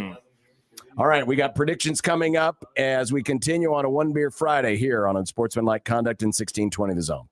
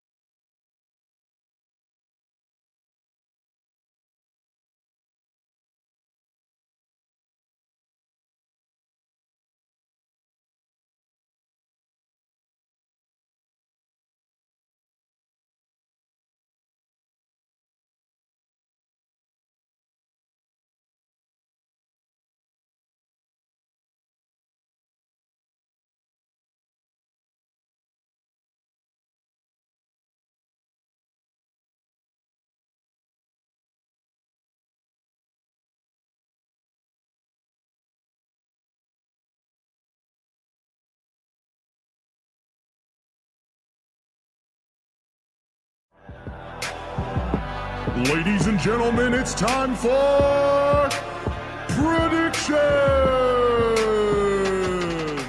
Over, bet the over. Vikings in the over. Well, when we last did this a couple of weeks ago, once again, I'm the best. I mean, there's just no doubt about it. I'm happy for you, John. There's no doubt about it. Imagine hinging your entire ego on being good at a radio bit. Yeah, it couldn't be me. It's embarrassing, John. I'm not. It's not an ego thing. It's just understanding who you are. It's not an ego thing. I just need it to feel good about myself. That's you. Yeah. Somebody suggested that we put the Spain-Belgium game on here, but it was Troy. They just played. Yeah. You're having a lot of fun, aren't you? I am. I got to get used to having access to all these things. Oh, I see what you're doing. You're just trying to play with things. Yeah. All right, so that's off the board, but Argentina is playing Barry Switzerland. Nice. Wait, you skipped Norway versus England. No, I moved it. I moved it up. Don't worry, it's on there. All right. I'm gonna obviously Argentina. Obviously. Yeah, all of your favorite. Don't do it then, guys. If you're so confident in Switzerland. No, I'm just saying all your favorite people moved to Argentina Didn't around say that. 1946. I am a Messi guy. I've been a Messi over You are Messi. Ronaldo guy for a long time. I just want that on the record. I'm gonna go Switzerland. Oh, wow! Let's go, Nick. Thanks for the free point. I'm going to go with Argentina. All right, Norway versus England. I'm going to take the Brits. It's coming home, John. It's coming home. Football is coming home. Give me England. What do you mean? It's a song, John. If you knew It's music, a P. Diddy song, John. if you no, that's not the song I'm singing. Yeah, it is. When I hear "Coming Home," I'm thinking Ozzy Osbourne. It's coming home. Okay, that's not the P. Diddy song. Football's coming home. I'm going to go with Norway because the Vikings have famously sacked England many times. I think they're the favorites, actually. Didn't they sack? I didn't know they sacked England. Wow. Now, they sacked Rome. How Nick. many matches are there between now and what are we defining? Because the question is, how many matches will be decided by penalty kicks? That was this weekend. That was so how many matches do we have starting now? We have two. That's it? Well, I thought we had three, but I forgot that the other one was being played in the afternoon. All right, so we're asking which... Will either of these go to penalty kicks? I think one of them will. I think the England-Norway match will. I will also agree. All right, well, one across the board. We all say yes. Wimbledon. Has anybody been paying attention to the Wimbledon? Hell no. Why would I? I got books to read and Nolan movies to watch. The women's final, I'm sorry, the ladies' final. Oh, that's right. They do call it the ladies. Will be disputed by a pair of checks. Which check gets bounced? What? Muchova or Noskova? What? I'm going to go with Muchova. I like Nokia. Muchova gets eliminated. Nukova wins. Oh, you're taking Noskova. What? Yeah. And who are you taking, Nick? Nokia. Noskova. Noskova. Okay, you know what? I got a huge enough lead. I'll go with Muchova. Can you believe this guy? Can you believe this guy, Josh? Okay, you've already abused one drop. It's just it.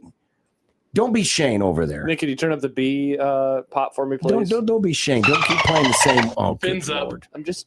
I got to get used to this stuff. Got to get used to it, John. I'll figure it out. Baseball. The Mariners at the Rays. Pick the series. It's been a tough few days for our friend Stibbs. Give me the Mariners in a sweep to lift up his spirits. Good Lord. What? Okay. What? I'll go Mariners 2-1. What? Rays 2-1. Unreal. After the week Stibbs has had, this is what you're doing to him. Unreal. I'm not doing anything. You're a monster. I'm just predicting what I think is going to happen. You're the worst person I've ever talked to in my entire life. I'm just predicting what's happening. Monster. Braves are at the Cardinals this weekend. Pick the series. Are the Braves good this year? Nick, I thought you liked baseball. Attention to the Braves. It's racist. I'll take the Braves in 2, I guess. Braves in 2? It's 2-1. It doesn't matter. In 2-1. It Well, means no, the same in thing. two No, it doesn't. no. I will also go with the Braves 2-1. I'm going to go with the Cards 2-1. Red Sox Mets tonight. Oh, big game tonight, everybody. Red Sox. Same. The Mets stink. I listen to a podcast every week that has a Mets guy on it once at the end of the show, and he's like miserable because they suck. I think I will also take the Red Sox. Okay. The Home Run Derby next Tuesday night. The field will consist of Junior Caminero of the Rays, Ben Rice of the Yankees, Caglione of the Royals, Contreras of the Red Sox, Jordan Walker of the Cardinals, Bryce Harper of the Phillies, Schwarber of the Phillies. Who wins the Home Run Derby? Ben Rice. Who, Nick? Ben Rice. John, I'm going to go with oh boy Schwarber. College World Series participant Kyle Schwarber. He would seem to be the obvious pick, but it's usually not the obvious pick that wins. I'm going to go with Junior Caminero of the Rays after they dispatch of the lowly, crappy Mariners. Unreal.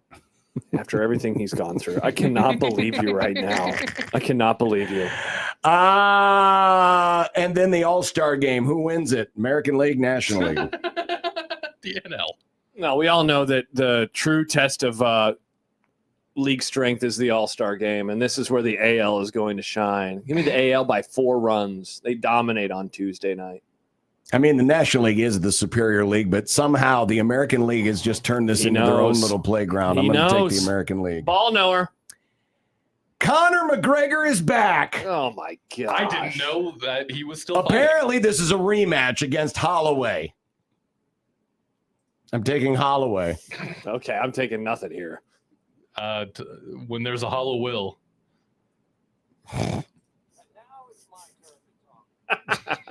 This is great. I can't believe This they is gave him so a awesome. mouse. Hello. The Genesis Scottish Open. Whoa. We are picking whoever finishes highest. So you don't have to necessarily be the winner. It's just who's the highest. Okay. Who finishes highest? Did you see Scheffler did not make the cut for the first time in years? I'm going to go with Min-Woo Lee. Tom Kim. So Nick's got Kim. You got Woo Lee. Min-Woo Lee. God, I'm going to go with... Wow, I can't believe this. Wow. Your favorite. And our main event. Josh changed the page. That's why I did it, so you couldn't play the thing. Ladies and gentlemen, this is the main event of the evening. Quaker State 400 in Atlanta. Again, pick the highest finisher. In honor of the text that I got from Matt McMaster, give me Denny Hamlin. Is he still a race car driver? Very there he much is, so. 16-1. Give me Denny Hamlin. Let's see. Chase Elliott. Damn it, that was mine, John. You can pick him too, Nick. No, Ryan Blaney. All right. There you go. Chicago! There's predictions. That was fun. Coming up next, Jack Mitchell will join us. That will be fun. I hope. Now I that hope we have a great conversation. Now that we got our video thing straightened out. Nick, what a great job by you. At the last second. Otherwise, we would never been able to do this. So Jack Mitchell will join us next in the Super Friends Roundtable, One Beer Friday, Unsportsmanlike Conduct, 1620 The Zone.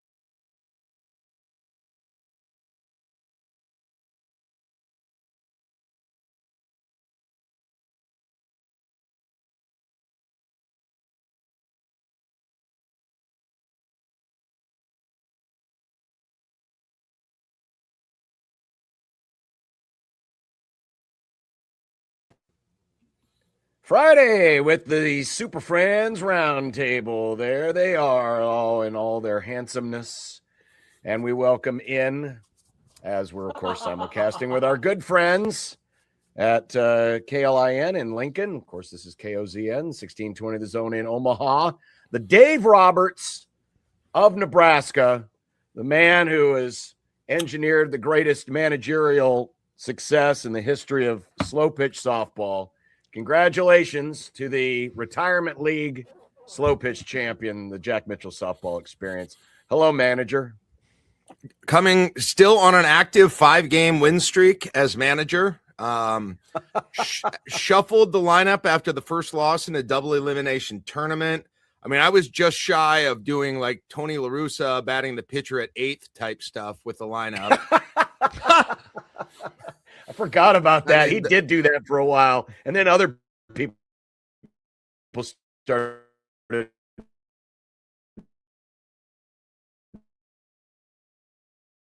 doing with rearranging and then, you know, we lose one and then we go and win the whole way out, including beating a team twice to win the championship.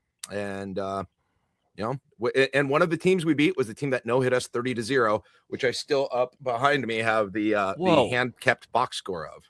Jack, does this feel like, you know, you watch sports and you see teams that struggle in the regular season sometimes and you're like, they're not a true champion. They weren't good all year. Has this given you a different appreciation for those types of teams? Yeah. It's about peaking in the truly peaking in the postseason. They say it, and I'm always like, that's BS, right? But no, it can happen. There can be postseason teams. Some may say Argentina in the World Cup is doing what we did, right? Oh. They're just waiting to turn it on at the end. John's been saying that, and so every day, I'm sure he's talking about that. So. Yeah, no, it's just, you know, I did a great job in every respect. I would say. Now the only downer about it is like, so you win, and the first thing that happens is, you know, after the dog pile or however old men dog pile, which is basically stand up and jump a little bit, they bring me this like yellow sheet of paper. I don't think I have it with me right now, but it's this yellow sheet of paper, and he was like, "You need to read this aloud." And the Parks and Rec guy says, and I was like, oh, okay, what is this? I started reading it, and then he hands me this bag of T-shirts. And the thing said, and I'm paraphrasing a bit, they're like champion T-shirts. And we got like 13, 14 people on our team. It says, this bag contains 10 T-shirts. You'll be allowed to go to the Parks and Rec office and pick up 2 more at no charge. Any further additional ones will cost $8. There are no trophies this year. So that's a hell of a lot better than technology and stuff. If you remember that one from like 10 years ago. I feel like I don't remember after any major Super Bowls or anything, the league coming down and like giving a disclaimer about their inability to really give everyone a memento of their success. Right. Can you imagine if Roger Goodell would have done that with Seattle last year? Sorry, we don't have enough hats. If you want more, they cost $25. You will not Only the 22 starters will get rings. If anyone else, they will be doing so at their own cost of $500, you know, that kind of stuff. So I put a weird spin on it. Mm-hmm. And then we hung out on my back porch on Monday night until 1 a.m. and I felt as bad as I felt for a morning show in years. Oh my gosh. Well, you know, we're not going to name any names, but there were some people who really wanted to stay late, and I started doing the kind of clean stuff up around you thing. You ever do that? Yeah. Oh, well, yeah. Anyways. Wow, can you believe the time? It's 12:15 on a weeknight. What do you guys have going on tomorrow morning? You need for those situations, you need to have like they have at the Academy Awards. You need to have the orchestra. You need to have the music, the playoff, the stage music queued up on your bazillion different, you know, music hot list. That would be and have that right there, and then everyone knows, hey, it's time to go. It would be a great home feature, like a smart home feature. You could set your smart devices that at like say 9:30 p.m. right? There's just an orchestra playing, and it's like, please drive home, you know, please drive home safely. Maybe a weather update for their drive home, reminder to grab all their things. We should use this for a lot of things, like conversations. Maybe the conversation's starting to get stale. It's turned back towards the weather after it started with the weather. You just hit that little thing you just hit an app on your phone. It starts playing the music. People just kind of fade off into the background. I do that so poorly. That the exiting a conversation, that is a real weakness of mine. I cannot. The people who can you're too obvious, or you're yeah. I do it too blunt. It's just awkward and not smooth. There are people who are very talented at this who can kind of round the edges and soften that can exit gracefully so that everyone feels good about themselves afterwards. I'm already like, anyway, well, I gotta do something. It's always that, Jack. You say, well, it's like, well, and then there's this awkward pause that in theory, everybody should know what it means. And I'm with you. I think I'm pretty terrible at ending conversations when I obviously want to end the conversations, or if I have to move on and do something else where it's like, I seriously, I have to go. I can't keep talking to you right now. I have to do something. I think we're going to have to institute this season for the Mitch Holthus interviews. We're just going to play a clip of me. I can do we're just going to. You could play the orchestra and then I could say, welp. Anyways, it's time to go. Tonight, John, when we deal with it, Jack, most often is, John and I will be sitting at our desks and I always have YouTube open. So I know when Matt is done talking and it's time to go to break. And I feel like people come over at 1:40 and you don't want to be awkward, but what I start doing is I close my computer. I put it in my bag. I mean, I am being as I'm leaving as possible. And yet sometimes the conversation just keeps on going, but I have to go do the show. I'm not even trying to be a jerk right now. Right. No. And I have it. John knows this. I have it even more than the average employee in an office because I am bathroom guy. Right. So I am in a high traffic area where people are feeling very, very good on the exit, like very relieved on the exit. And is that bathroom still being used? I mean, Jane's been gone for like 7 years now. Yeah, there's definitely a crew that still uses it. Yes. The bathroom boys. I mean, I'm not shaming anybody. That was my bathroom of choice. I mean, because I had an office right next to Jack, so I could just, and I always was a downstairs bathroom guy because usually, you didn't have to worry about the traffic going by the door. Oh yeah. Those people not familiar, the broadcast house bathrooms are right inside the back door. And so if someone's having some issues, if someone had too much pico from Taco Bell. They were up until 1 a.m. celebrating, a little too late. Right. Yeah. That's like the first impression. If you happen to come through the back door, you get is, hey, there's bathrooms right there to your left. And, and they're small bathrooms. So, it's like the smell's got to go somewhere, and then the noises and and my office is 20 feet from them with the door looking right at them. So you get to make awkward eye contact. I try not to do the post-visit eye contact, which might seem like I'm being a jerk, but there's just something about that. Like no one should look another person in the eyes right after they get out of the bathroom. Especially if you know that they've been in there for a few minutes. Let's say, we all know what's going on in there. Yeah. All right. Well, we'll stop with bathroom talk. Good. This is where we will mix in the play them off the stage music. So we have been very pole-pilled this week here with our brand new studio It's like an election year or something for us, Jack. It's that first week after, the 4th of July. So the real ramp up to the season. So we have asked the question this week about the floor and the ceiling for this year's team.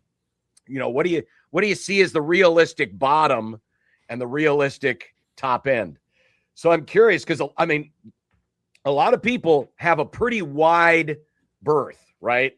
Like the floor is here and the ceiling is here. There's a lot of space in the middle. So when you look at this season, even though the win totals, 6 wins, between 6 and 7 wins, what's your floor? What's your ceiling?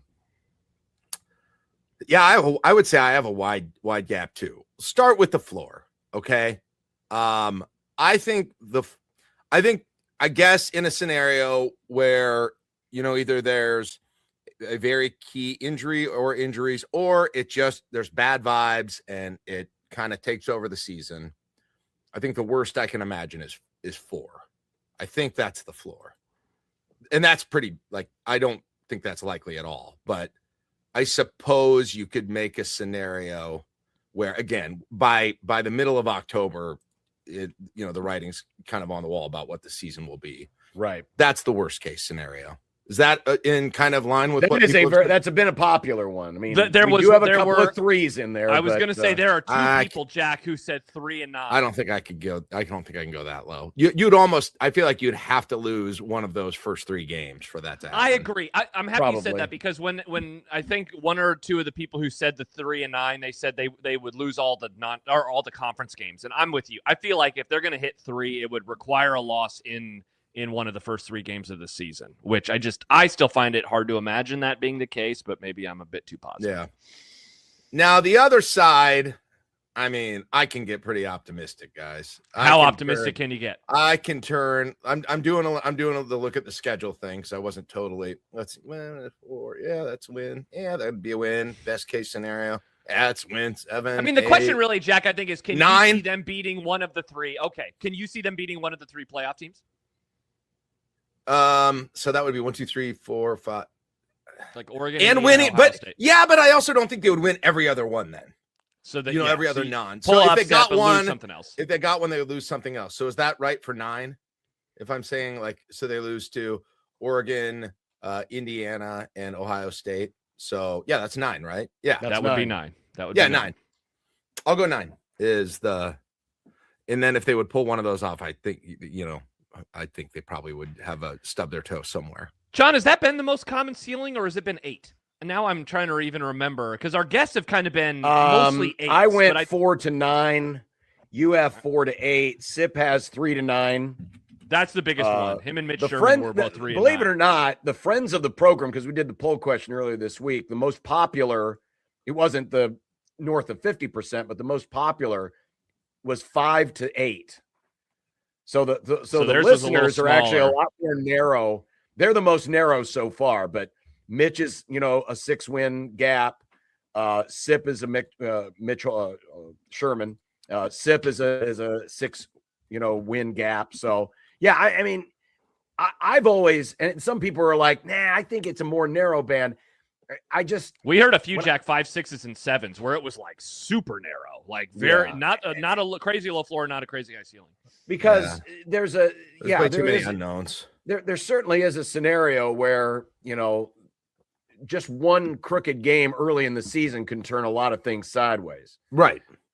Conversely, a really positive game, and I'm thinking most notably the Indiana game, because when we were talking to Steve Sipple earlier this week, the possibility of a 5-0 start is there. Certainly. I mean, the schedule, just if you're just going to do the whole, we're going to look at the schedule and not think of anything else, you're like, oh man, that's a 5-0. That could be a 5-0 start. Well, game 6 is Indiana. Indiana won't have played anybody either prior to that game. Indiana's going to be a much different Indiana team than last year. I mean, there's a possibility that's a top 5 team. There's a very good possibility that's a top 5 team because, Indiana's going to be high in the preseason anyway. Sure. Mm-hmm. And if, and it's a big if, but if Nebraska can get them at home, because they do, then all of a sudden, then the back end of the schedule is like, whoa, sky's the limit. So, I mean, I can see it kind of from both ends, right? Early loss can send you sideways. Win over like an Indiana would turn things in the opposite direction. So that's why my berth is kind of wide. Right. Yeah, no, it's the exact same thought. Or even take Indiana out of it. I mean, you win the first 5, right? And you get to that Indiana game at 5-0, and even if you don't win it, but that, I mean, I think you probably feel if they get that at Michigan State and Maryland game, those 2 games are going to be so, I think they're going to set the tone so much for, if you just tell me how those 2 games end up right now, I think I could really narrow it down what the season. Okay, let me ask you this then, Jack, because I'm trying to come up with a question we have not asked any of our guests this week.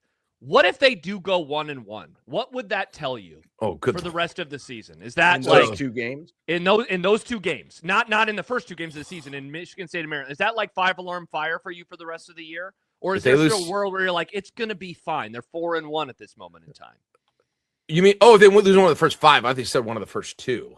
No, the first 2 conference games. Oh, if they lose okay. to Michigan State, because you just said, tell me what happens in Michigan State and Maryland. And no, I'll it's tell not you a the rest of the 5-alarm season. fire. I mean, I think I think it's probably like, I don't know. Yeah, no, that's not a 5-alarm fire. I mean, I think that is definitely in the realm of like what you maybe would expect. Not that it's impossible, but no, you would look at that, and then it'd be this thing where you have Indiana and Oregon, and you just hope those aren't too deflating on top of that. Then it kind of moves to can you put up a fight in either of those games back to back? Honestly, Jack, we've been talking so much about just like wins and losses. You bring up a great point there with those 2 games.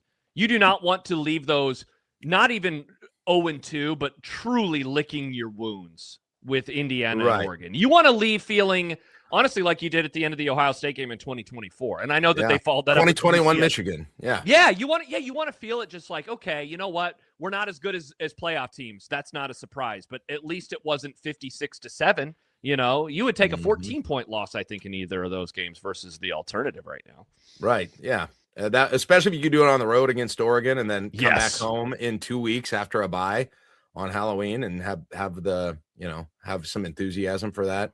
Even if you were at that point have 3 losses, so in that scenario you'd be 4-3. 4-3. Yeah. At that point, with I guess kind of everything still in front of you at that point. The other question in a lot of these I come up with when I'm on my walks, but the schedule does set up for the 5-0 start. If that happens, would anything less than an 8-4 season be viewed as a disappointment? Ooh, because if you do go 5-0, that means, in other words, if you're not going 8-4, that means you're losing, 5 out of your last 7. Yeah, let's see, 5. So then you would have Oregon, Indiana, Oregon, Washington, at Illinois, at Rutgers, Ohio State, at Iowa. Yeah, I think you need to get. Yeah, I think you need probably 3. Yeah, because if you don't, it'll feel like here's November again. You know? Because that's been the finish the last umpteen years. It seems like is either losing out in November or finishing like 2 out of your last 7 or 1 out of your last 5 or something like that. And that's why I made the comment yesterday before the Big Ten schedule came out. I really would have wished that either that first conference game or the second conference game would have featured one of the playoff teams from last year, because I don't think I think just the light start and the top heavy bottom, if there is such a phrase, but I mean, the easier finish, the easier start, the tougher finish, I don't think does Nebraska as many favors, because what you want to do out of this year, I think optimism. You want some kind of feeling of, call it post 2018 optimism. We all remember how optimistic people were, fired up. Hell, let's start the 19 season right now. Even after losing to Iowa, it was like, man, they came out guns and blazing and they were great the last 6 games. You want something similar to that if you are to avoid what has been this offseason, which has been, a lot of apathy and a lot of, I don't want to hear about it, type of attitude. You want something to build off of at the end of the year. And so the end record, whether it's 7 or 8 wins, you want to make it feel like there's something to build off of, because, last impression is going to create a lot of cause for, conversation during, February, March, April, May, June. Outside of the Rutgers Bowl win, right? When have you had, and I suppose you could, even argue about exactly how optimistic that made people, but you had the win against Iowa under Mickey Joseph. But since your last game is against Iowa every year and you haven't gone to a bowl, and they've all been losses other than that 2022 for so long, can you even imagine what a ending on a good note would feel like? Because not only has it been the loss to Iowa at the end of regular season, it's been a November that's been pretty brutal. Yeah, I was thinking about it, Jack. like the last November that also featured a bowl game that finished and people felt optimistic, because even 2 years ago they beat Boston College, but the rest of November in 2024 was terrible. Was 2015. Yeah, I always say Rutgers, Boston College. Sorry, you beat Michigan State at home. You beat Rutgers. You lost to Iowa, and that sucked, but you beat UCLA. That was like a true optimistic offseason outside of the Riley haters. But I remember people being like, okay, look, they ran the ball well at the end of the year. They changed some things at the end of the year. But God, before that, I mean, I don't know how. Then you're in the throes of the Bo Pelini era. So, Jack, it's a great point. And that's why, and I think you and I talked about it recently, Jack, like, man, that Iowa game is so paramount. And, like, it's such an obvious statement, but, you know, we fork in the road, Michigan State or Maryland, most important game. Could they upset one of the big dogs? Beating Iowa is so important because at the very least, you leave the season with a good taste in your mouth. And unlike 2022, you're not making a coaching change, so it's not going to be erased within 24 hours. If you can beat Iowa and have like 7 or more wins, that's uncharted territory. Yeah, it really is. Yeah, it is. For a long time. If you can win that last game plus have, like 7 wins where it actually feels like the regular season was a clear step ahead from the year before. Plus, you're entering an off season that's going to feature this, 2026-7 recruiting class that has been. I saw someone compare it to, this is the best since Callahan 05, which is that's high company. Listen, there are gonna be people who hate that I say this, and I don't know if it'll matter. Okay, but outside of any games happening, again, this offseason, as down as I felt coming off of last season, the end of the regular season and the bowl game, about, and all the conversations I know you guys had about maybe lack of enthusiasm or all those sorts of things. I think the program has done pretty much everything right to set itself up to be able to recapture optimism pretty quickly if they can perform during, the early part of this season or the whole season, I suppose. Like there can be a big bounce back just in terms of the momentum and kind of the public opinion about, we always talk about the public opinion of that team. I don't know how much it matters, but I do think people will be quick to jump back on if things go well because of what you just referenced, John. And because I think there's been a different tone from some of the things that people had been critical of. It's just been a quiet off season. Yeah, it has. Jack and John, I've never really thought of it before, but again, when there's ever these pressure cooked seasons, we've been making reference throughout the last few months that, there's always like this, and then they'll have to make a decision on the head coach. As we've discussed, that's not going to be in the cards. But the other thing that's different from a positive perspective is we have never seen like this make or break year that also has the good recruiting class already in tow. I guess the 2007 season and 2017, they turned into that where the recruiting classes fell apart, but that's because it ended up turning into the last year for the head coach. Meanwhile, this feels like a fork in the road year for the program and Matt Rule, but they already have they have the carrot at the end of the stick if they're able to take care of business. And so, like, you want to talk about an opportunity for the inverse of this offseason, a strong finish, a good record, beating Iowa, get to a bowl game, and the recruiting class is already taken care of. And then so it's like, wow, you've already done the other thing. Let me add one other thing onto that in terms of the perception of this season and be able to flip quickly. I can't hardly think of a player on the team, and it's unique this year, where there are particularly high expectations the fan base has for them. It just doesn't. I mean, I don't know who that would be exactly. Maybe Calandria, but I don't even know if that's the case. And there are going to be players. And last year, I think the story of the year was just a whole bunch of players where you did have high expectations for, where for whatever reason, it just didn't materialize. And there were a bunch of them. There are going to be players. It's just going to happen. I don't know who it'll be. There are going to be players that are outperforming what people expect of them. Oh, sure, because I think the bar is going to be rather low. I mean, this is an opportunity for a Williams Nwaneri, any of the running backs. Any of the running backs. If they break out. Calandria himself. Yeah, but I'm trying to, just thinking of people who, aren't as in anyone else on defense. I mean, sure. One of the linebackers, one of the San Diego State transfers, right? Sure. Who knows? the Lindenmeyer. I don't know. It could be a whole bunch of. That'll never be a tight end. Tight ends. Yeah, that's true. So, Jack, great to talk to you. Thank you, Now guys. we're doing the awkward goodbye. Jack, sorry, we got to go. Okay, to the end of well, the show. Play the music. Play the music. Here we Literally, go. we're done. we're literally playing you off right now, Jack. Being played off. All right, All there right, you see go. you guys. That is Jack Mitchell from KLIN, and we'll wrap up the Grum. Been a great week. What's for dinner? I have no idea. Same. All right, good enough. That'll do it. Have a great week. Hopefully our studio will be better served for us next week, and hopefully you have a great weekend. 1620 The Zone. Bye.